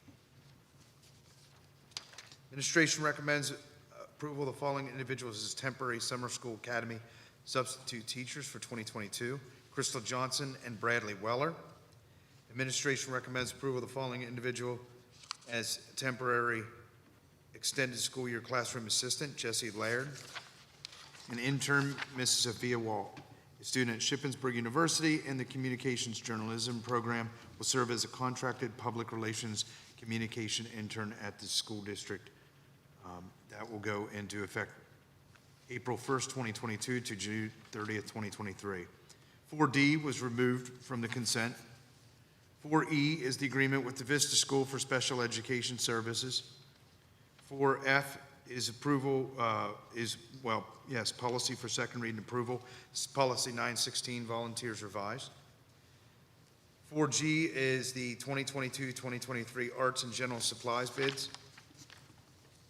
4H is a designated fund balance request. And 4IJ were stricken from the consent calendar. Does any member want to take any item on the consent agenda separately? Hearing no, is there a motion to approve the consent calendar minus 4A and J? Fred Scott make a motion we approve. Motion made by Mr. Scott. Is there a second? Second. Second by Dr. Goetz. Discussion? Roll call. Mr. Dwayne Burt. Yes. Mr. Levi Kressler. Yes. Mrs. Stephanie Eberly. Yes. Dr. Nathan Goetz. Yes. Mr. Fred Scott. Yes. Mr. Jim Bard. Yes. Mr. Charlie Suiters. Yes. Mr. Mark Butterball. Yes. Motion carried unanimously. Before moving on to the action agenda, Dr. Moore has informed me that our public relations intern, Ms. Sophia Wall, is present tonight. Sophia, welcome to the school district. Sophia, stand up and be recognized. I'll just go ahead and say this. Mrs. Weber and I have already met with Sophia, and we've given her about 10 projects already that we have her started on. And I have a lot of confidence that this is going to be a tremendous asset for the school district this summer. Or actually during the year and so on. So Sophia, welcome aboard, and thank you for all the work that you're going to be doing for us. Hopefully you're still here tonight, so I think you're still on board with us. Thank you. Action agenda 5A, Shippensburg Community Parks and Recreation Authority lease agreement for Memorial Park running from June 1st, 2022 to May 31st, 2023. Is there a motion to approve 5A? Move to approve. Moved by Mr. Suiters. Is there a second? Second. Second by Dr. Goetz. Discussion? Roll call? Mr. Levi Kressler. Yes. Mrs. Stephanie Eberly. Yes. Dr. Nathan Goetz. Yes. Mr. Fred Scott. Yes. Mr. Jim Bard. Yes. Mr. Dwayne Burt. Yes. Mr. Charlie Suiters. Yes. Mr. Mark Butterball. Yes. Motion carried unanimously. Thank you, Christie. 5B is the memorandum of agreement between the school district and SAEA. This is regarding the school psychologist position to be part of Act 93 and not part of the collective bargaining agreement. Is there a motion to approve 5B? So moved. Moved by Dr. Goetz. Is there a second? Second. Second by Mr. Suiters. Discussion? Roll call? Mrs. Stephanie Eberly. Yes. Dr. Nathan Goetz. Yes. Mr. Fred Scott. Yes. Mr. Jim Bard. Yeah. Mr. Dwayne Burt. Yes. Mr. Levi Kressler. Yes. Mr. Charlie Suiters. Yes. Mr. Mark Butterball. Yes. Motion carried unanimously. Thank you, Christie. 5C is a donation for a high school van. Pursuant to Board Policy 702, any donation over $2,500 must be accepted by the Board of School Directors. Is there a motion to approve 5C? Move to approve. Moved by Mr. Suiters. Is there a second? Fred Scott seconds. Second by Mr. Scott. Discussion? Roll call? Dr. Nathan Goetz. Yes. Mr. Fred Scott. Yes. Mr. Jim Bard. Yes. Mr. Dwayne Burt. Yes. Mr. Levi Kressler. Yes. Mrs. Stephanie Eberly. Yes. Mr. Charlie Suiters. Yes. Mr. Mark Butterball. Yes. Motion carried unanimously. Thank you, Christie. 5D is the approval of Act 44 auditee form. Is there a motion to approve 5D? Fred Scott, make a motion to approve. Motion made by Mr. Scott. Is there a second? Second by Mr. Suiters. Discussion? Yeah, just real quick, maybe this was discussed in the last meeting, and I apologize if so, but I was just wondering if someone could give a sort of quick overview and context for what this is? Sherry and Christy, I can refer to you all, but to the best of my understanding, this is what this is our safety and security report that's required by the state. Dave Lindemuth has completed this for us.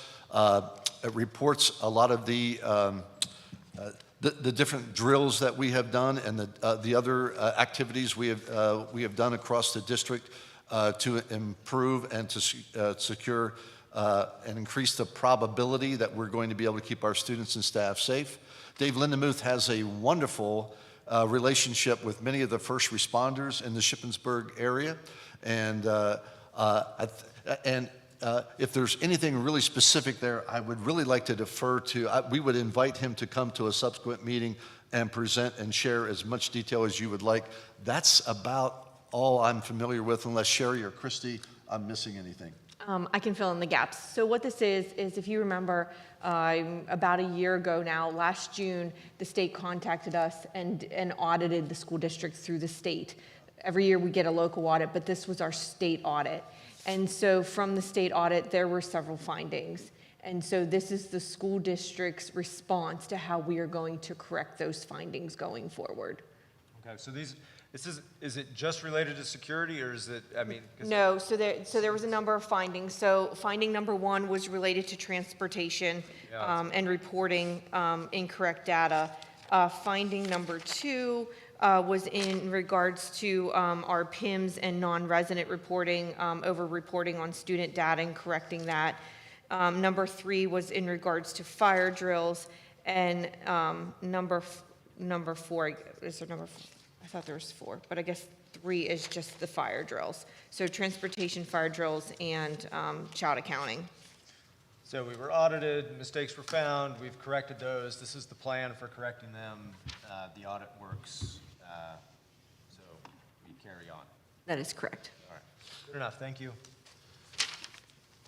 Thanks, Christy. Roll call? Mr. Fred Scott. Yes. Mr. Jim Bard. Yes.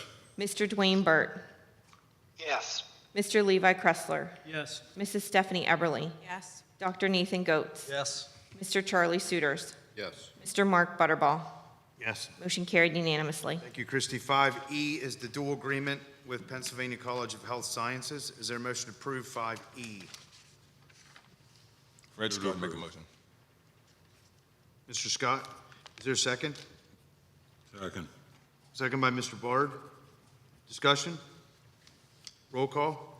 Mr. Jim Bard. Yes. Mr. Dwayne Burt. Yes. Mr. Levi Kressler. Yes. Mrs. Stephanie Eberly. Yes. Dr. Nathan Goetz. Yes. Mr. Fred Scott. Yes. Mr. Charlie Suiters. Yes. Mr. Mark Butterball. Yes. Motion carried unanimously. Thank you, Christie. 5F is approval of FOIO transportation van drivers. Is there a motion to approve 5F? So moved. So moved by Dr. Goetz. Is there a second? Second. Second by Mrs. Everly. Discussion? Roll call? Mr. Dwayne Burt. Yes. Mr. Levi Kressler. Yes.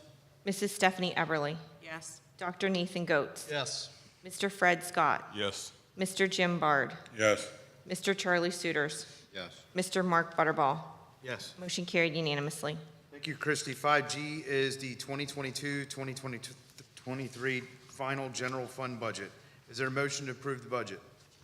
Fred Scott, make a motion to approve. Motion made by Mr. Scott. Is there a second? Second. Second by Dr. Goetz. Discussion? Yeah.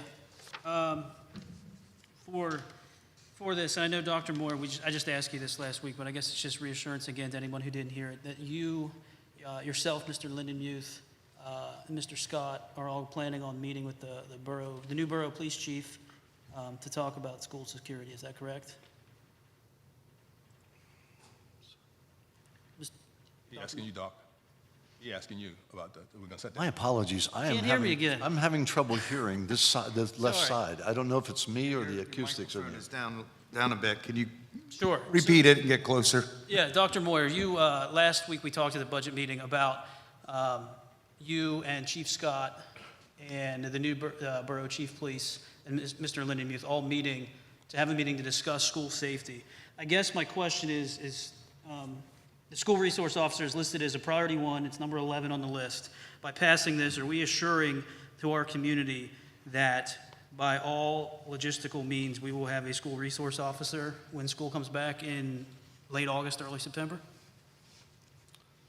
Mr. Kress, I wouldn't want to commit to anything tonight except for that we do plan to meet, and we certainly understand, as was related to us by a couple of members of our public tonight, nothing's more important than the safety and security of our students and staff. We agree at 100% with that. We want to do more. Maybe that's an SRO, maybe it's a rapid response, maybe it's visibility in the district, maybe it's something very different than that. I just feel it's important that we do something that's more than symbolic.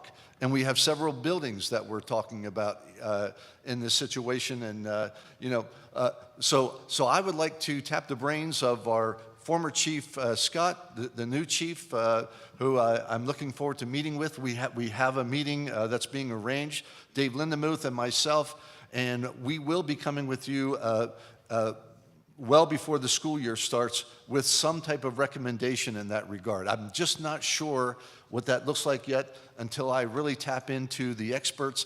And I think over my 40 years in the field of public education and so on, I've got some good experiences that I hope I can contribute to that conversation, and we can make a really good recommendation to you. And I do believe that there's enough flexibility in our budget and working with Christy and Joanne that we can also make that work fiscally something that's very viable as well. So I just don't know tonight what that looks like, but I'm hoping I will be able to give you a much more solid recommendation in the near future. That works for me, sir. Are you asking, excuse me, are you asking for the meeting or the recommendation, Levi?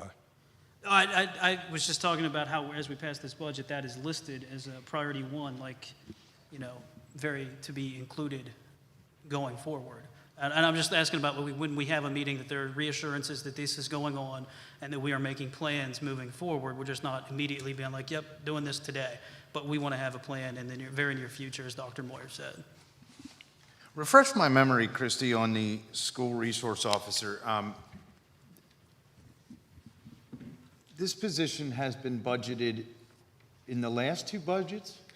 Not the one previously to this, I believe it was pulled out, but then the previous two budgets, I believe there was something budgeted, but then there was never any action done on which way to hire, like hire an SRO or an SPO but yeah, it had been in the budget and then it was removed. It was in the budget. Okay, I'm going to give you a pretend thing here. So if it's a 2020 budget and it was in there and we didn't spend that money because we never hired one, am I safe to assume that that money is in fund balance? If all the other expenses and revenues held equal, yes, that would be a correct statement. And that's a loaded question, whether they held equal, isn't it?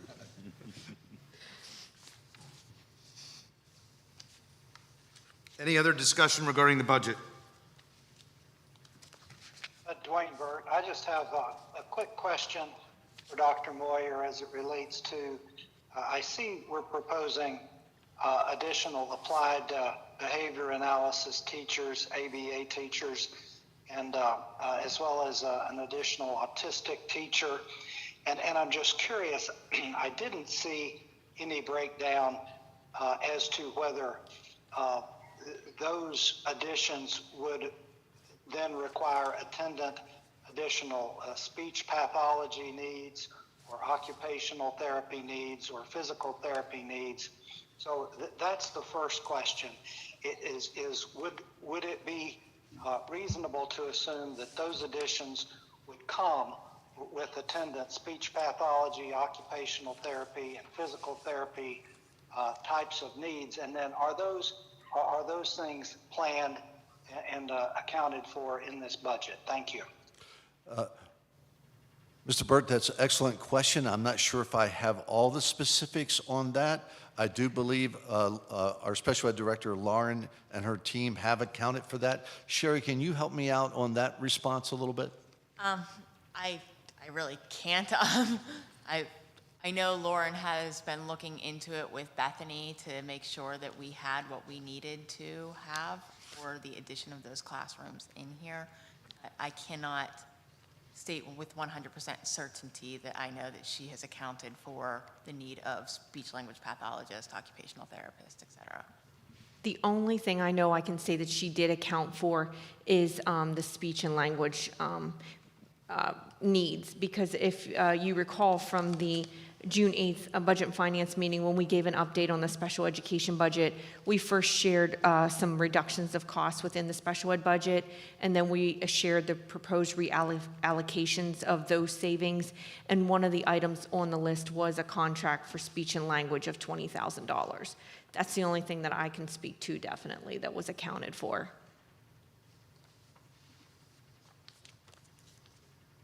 Any other questions? Roll call.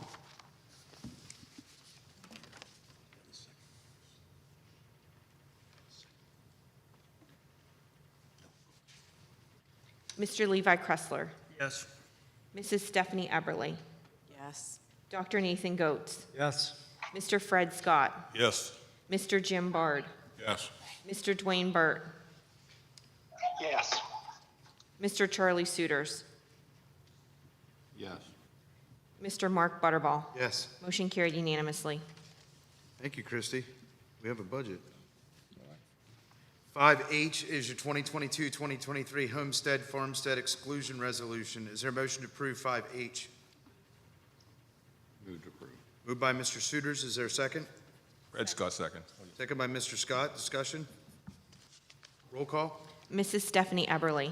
Yes. Dr. Nathan Goetz. Yes. Mr. Fred Scott. Yes. Mr. Jim Bard. Yes. Mr. Dwayne Burt. Yes. Mr. Levi Kressler. Yes. Mr. Charlie Suiters. Yes. Mr. Mark Butterball. Yes. Motion carried unanimously. Thank you, Christy. 5I is your 2022-2023 Fund Balance Expenditure Requests.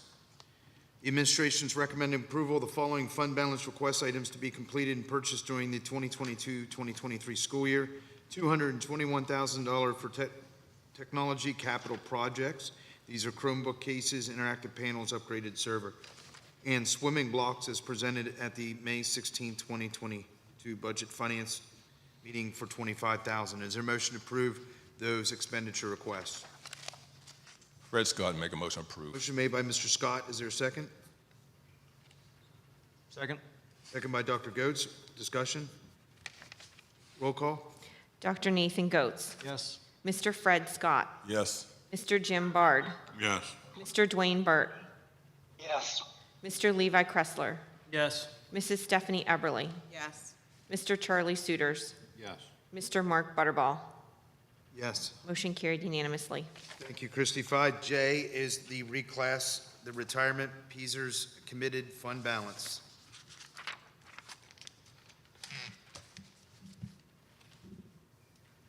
Is there a motion to approve 5J? So moved. Moved by Dr. Goetz. Is there a second?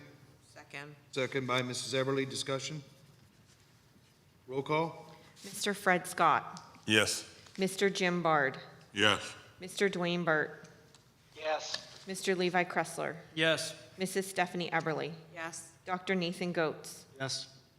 Mr. Charlie Suiters. Yes. Mr. Mark Butterball. Yes. Motion carried unanimously. Thank you, Christie. 5K is your Shippensburg Area Education Support Personnel Collective Bargaining Agreement. This bargaining agreement is pending solicitor final review. The agreement would be effective July 1st, 2022 through June 30th, 2026. Is there a motion to approve 5K? Move to approve. Moved by Mr. Suiters. Is there a second? Second.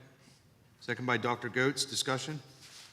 If I can, really quick, I just want to thank all of the representatives from the support union for their hard work in working through the challenges of negotiating the contract. Having been part of the personnel committee, it was a pleasure to work with them. It was we had really great conversations and we moved forward officiously, I think.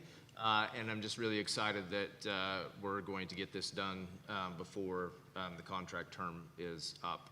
So again, just a big thank you to the support staff representatives. And I think that this, this contract also represents a significant commitment by the board to do what it can to attract and retain much needed talent in these, in these areas. And I'm happy that we got it done. Likewise, I want to thank you, Dr. Goetz, and the rest of the Personnel Committee for the work put into it. Some of those meetings can get quite long, and I understand that, so thank you. Further discussion?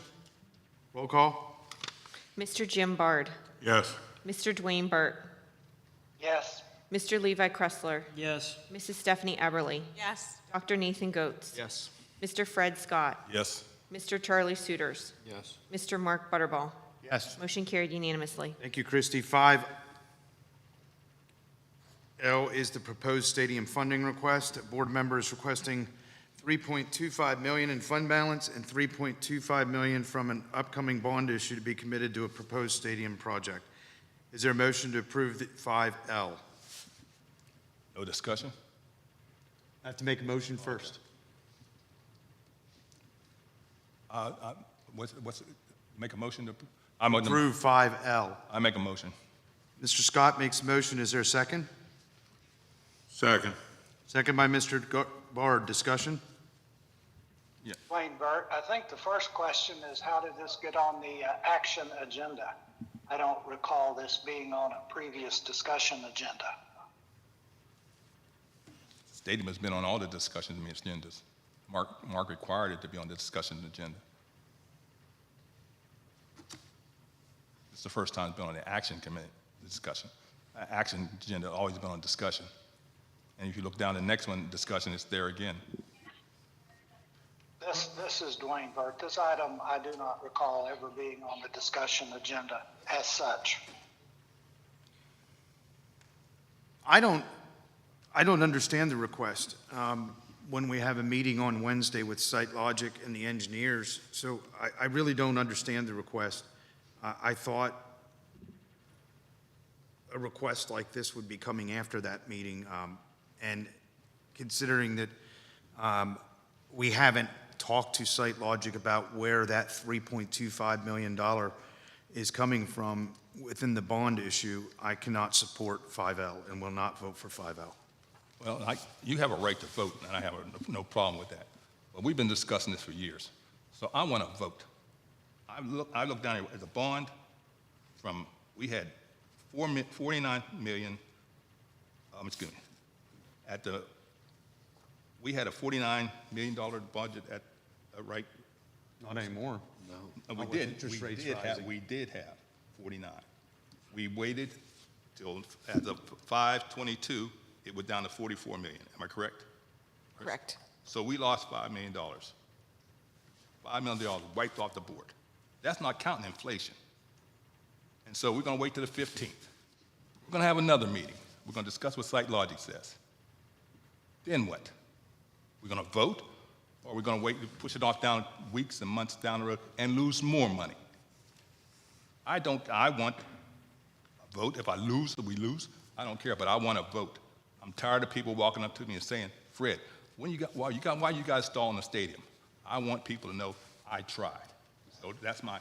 Well, that's fine, Fred, but I still would like you to tell me what you're cutting from the facilities project. What $3.25 million you're cutting? Which buildings are you cutting it from, and which projects are you cutting it from? Let me see. If I took I'm with a 3.5, right?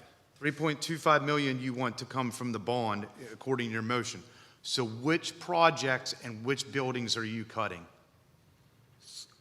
I don't know, because as I noticed when we started this project, you were the one told me that we could use the bond money for the stadium. Am I right or wrong? You can, but you have to identify where that money's coming from within the bond. We take 3.5 million out of the 44 million, right? That leaves 41.5, somewhere around it. So for 41.5, we got the rest of the facilities to do.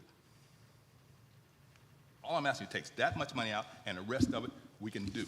We can't do everything. Y'all keep saying that we can't do everything. But my contention is the longer we wait, the more money we waste. Any other discussion? Yeah, Mark, I'll piggyback off that. I tend to agree, and I tend to agree with the idea about moving at a more rapid pace because, as Mr. Scott said, we've lost money. And it's going to come up in, I was going to say this under the facilities athletic, under the discussion part. I don't want to be that guy, but I feel like we've really got to find a way to expedite the process of deciding what our next projects are and spending and what we're attacking. So that's that part. But as this part goes, I feel like there is some real merit to this. I think that after the meeting on Wednesday, I think we get some more concrete clarification. But in terms of what are we cutting from the bond? And again, we don't know that for sure until we meet with Site Logic. But, for instance, some of the things they have in there were like the sprinkler system for the high school, if that was the school we designated next. We went through that, I believe, with the middle school where I think one sprinkler was cut. Don't quote me, I could be wrong. There's some bathroom renovations. There's things listed in there like fixing handrails. I think that's things that if you would talk to our maintenance director, I think that some of those things he could take care of, him or his team, or he could contract out at a cheaper rate than what we're getting through that Site Logic. And I think that those things are all going to be talked about Wednesday. And to be clear, I 100% did and still do support building an athletic stadium here. But I really think we need to pick a concrete number as to what we're going to spend and then stick to that and then build to that. Maybe I'm wrong in that thinking, but if, 6.5 million is it, I say, I'm in support of saying that's what we're spending.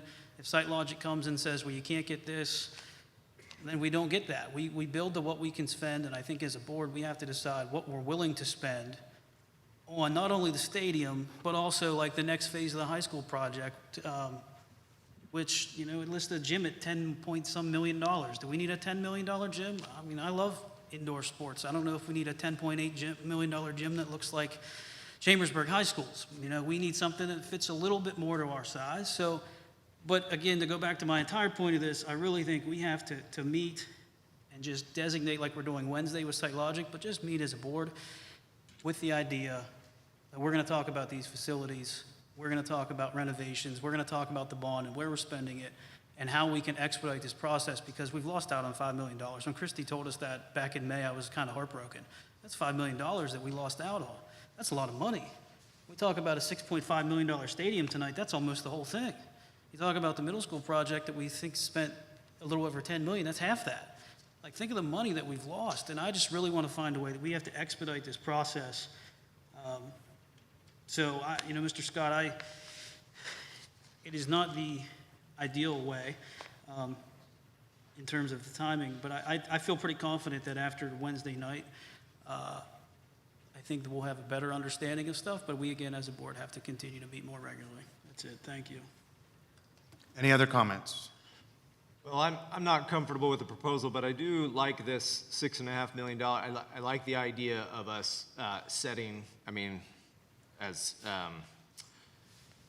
we were just saying, I like the idea of sort of setting a limit and working within that limit and seeing what it can do for us. But I think that, Wednesday we're going to learn more, and I think there's still a process to this. We borrow money in chunks, right? We borrow money in like $10 million chunks or something. So if you approve, $3.25 million now, like what is the other $6.75 million, right? So we need to have at least, as I understand it, I think that's the orderly way to do it, is that we want to fill out one of these bonds so that we can, so just saying, we're going to commit $3.25 million of a bond, like, okay, but like, we need to figure out what else is in that bond so that, when we borrow, we've got projects lined up, and that's kind of what we're working on, and I recognize that it's a slow, tedious process, but that's how it works. I have another question. Christy, could you verify something for me? We as a board can't get any more bond monies until January, is that correct? That is correct. So because when you guys took the money out, you decided to stay under the $10 million limit, so we could go with a bank qualified instead of a whole full-fledged bond financing. You can only borrow that just under $10 million within a calendar year.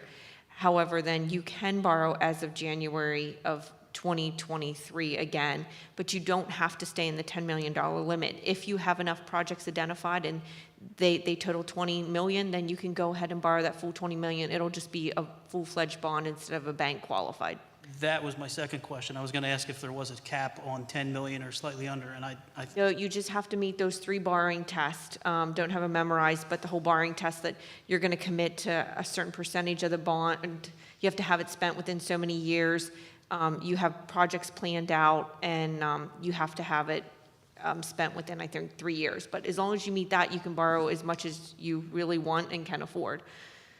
But if we go over the bank qualified, then it is a little bit more expensive to borrow. It is a little, yeah, it is.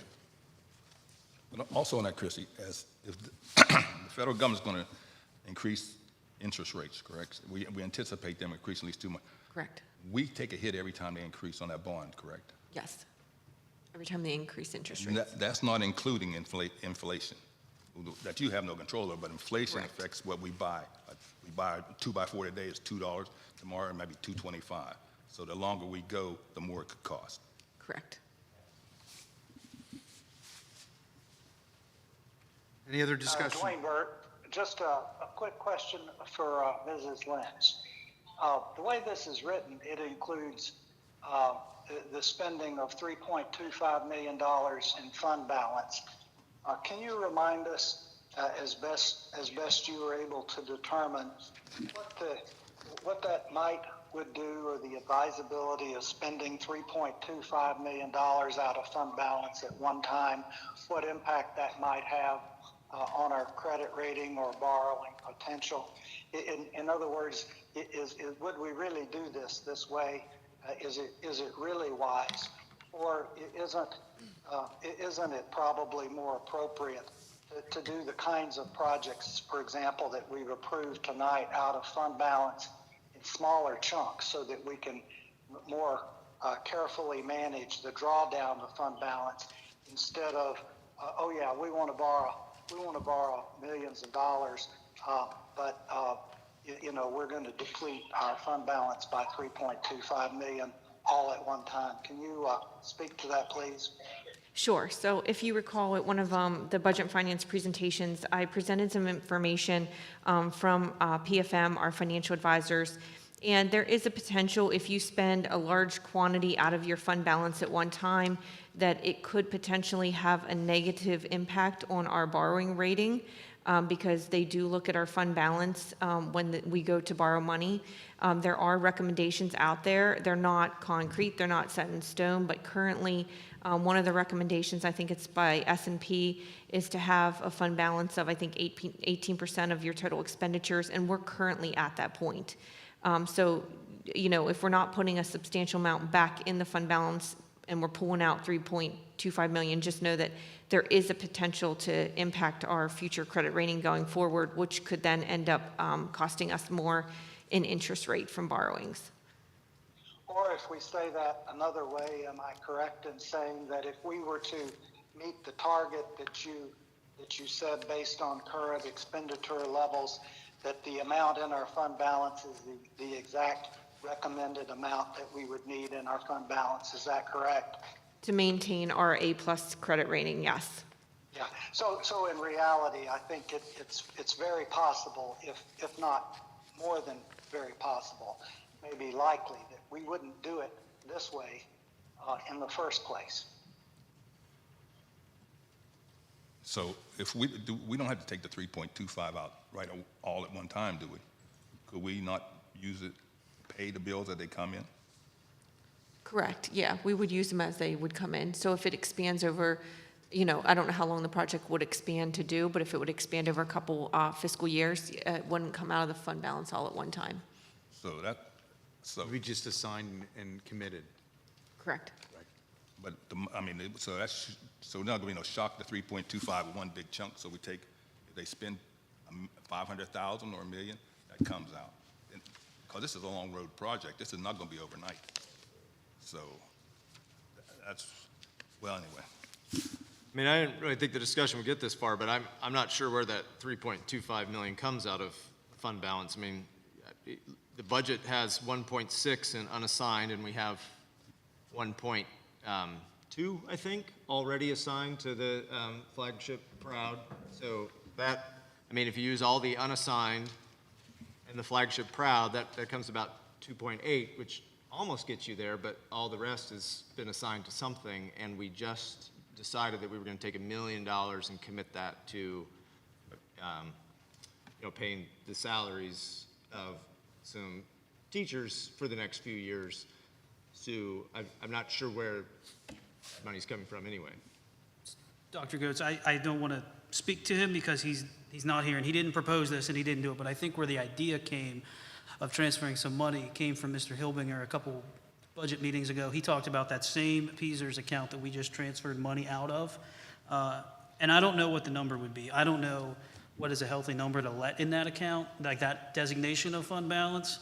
But I think that was something that was talked about, and I could be wrong. I think that's where Mr. Scott's idea comes from, to go along with the flagship Proud, which is sitting at almost 1.8 million, it looks like. So I don't want to say that that's what Mr. Scott's thinking, but I think that Mr. Hilbinger put that bug in everybody's ear maybe about 2 months ago. And I remember that conversation, and so in my mind, and maybe I have this mixed up, but we were talking about, hey, maybe we don't need all that Peasers money dedicated to that sort of Peasers use.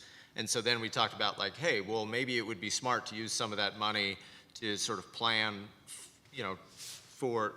to ease our way into these new teachers that we're going to contract. And then there was also conversation about maybe transferring some of that money and committing it to a stadium. But doing both, then, I mean, I don't know. Like maybe there is room for more of that, right? But we're already taking sort of $1 million out of that fund, which is fairly significant for, a good reason. So I don't know. I'm kind of cautious there. Like I don't know what the right number is, but we've already committed. I totally understand. I think that possibly is a good question for Christy to say, like, how much do we think that we should let if there's money transferred in that Peasers fund balance? Well, just aside from PSERS fund balance, just keep in mind that you do have a line called future debt repayment, and there is a little over $1.4 million sitting in that line item. And what that line item did is, many years ago, when the board had done the ESCO project to save money through energy savings, the board was putting money back aside to pay that debt off early, because that is one that we weren't getting state reimbursement for. But it was PFM's recommendation that if you have projects you need to complete in the district, it would be best utilized to use that money for capital projects in the district rather than to pay off the ESCO debt early, because we borrowed the ESCO debt at a really, really low interest rate. So you do have technically the almost $8 million in the flagship PROUD projects plus the 1.4 in future debt repayment. Okay. This is Dwayne Burt. I'm a little confused at how we're talking about different categories within the fund balance.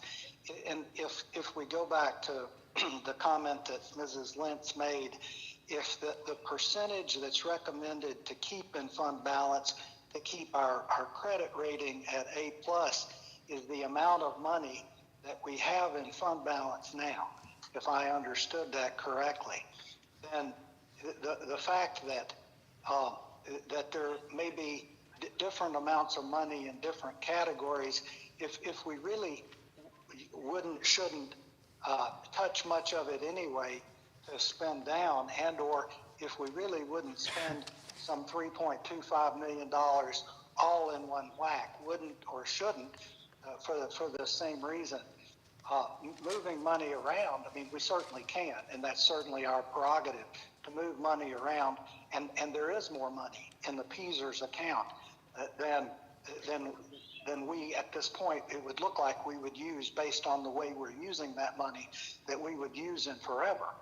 So it can be recategorized, but when the other two things add together, it still doesn't seem to me like there's any big windfall here of money to spend. Is that correct, Mrs. Lentz? As of right now, I would say yes, because I don't want to be the one guesstimating how we're going to end the current fiscal year. Although at the last budget and finance meeting, I did present to the board a kind of guesstimate for how we might end the year. Again, I'd rather us end the year before we make any concrete decisions. But at that point, I had estimated anywhere between 2.8 and 3.1 million that we could be putting into possibly fund balance at the end of our 21-22 fiscal year. But again, that's a big caveat. Please don't hold me to that number. I would rather wait till the fiscal year ended to see how much we put into fund balance. But we did have a considerable amount of windfalls in some of our revenues this year. Any other discussion? Roll call. Mr. Dwayne Burt. Let me be clear what this is the roll call for. This item number I, board members requesting 3.2 million in fund Correct. balance and 3.25 million in an upcoming bond issue be committed for the proposed stadium project? Correct. No. Mr. Levi Kressler. Yes. Mrs. Stephanie Eberly. No. Dr. Nathan Goetz. No. Mr. Fred Scott. Yes. Mr. Jim Bard. Yes. Mr. Charlie Suiters. No. Mr. Mark Butterball. No. Motion failed. Move on to the discussion agenda. The facilities project in the athletic stadium, I'm going to pass over that. We just had a lengthy discussion, and we'll obviously be diving into that in much more detail on Wednesday of this week. Chad, do you have a middle school project update?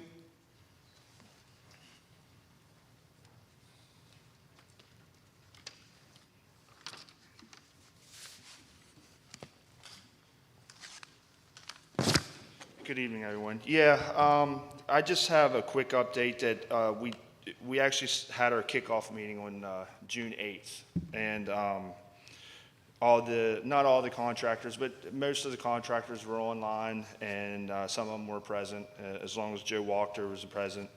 And just some dates, actually today, which is good news, is technically the first day of the project actually moving forward. We had contractors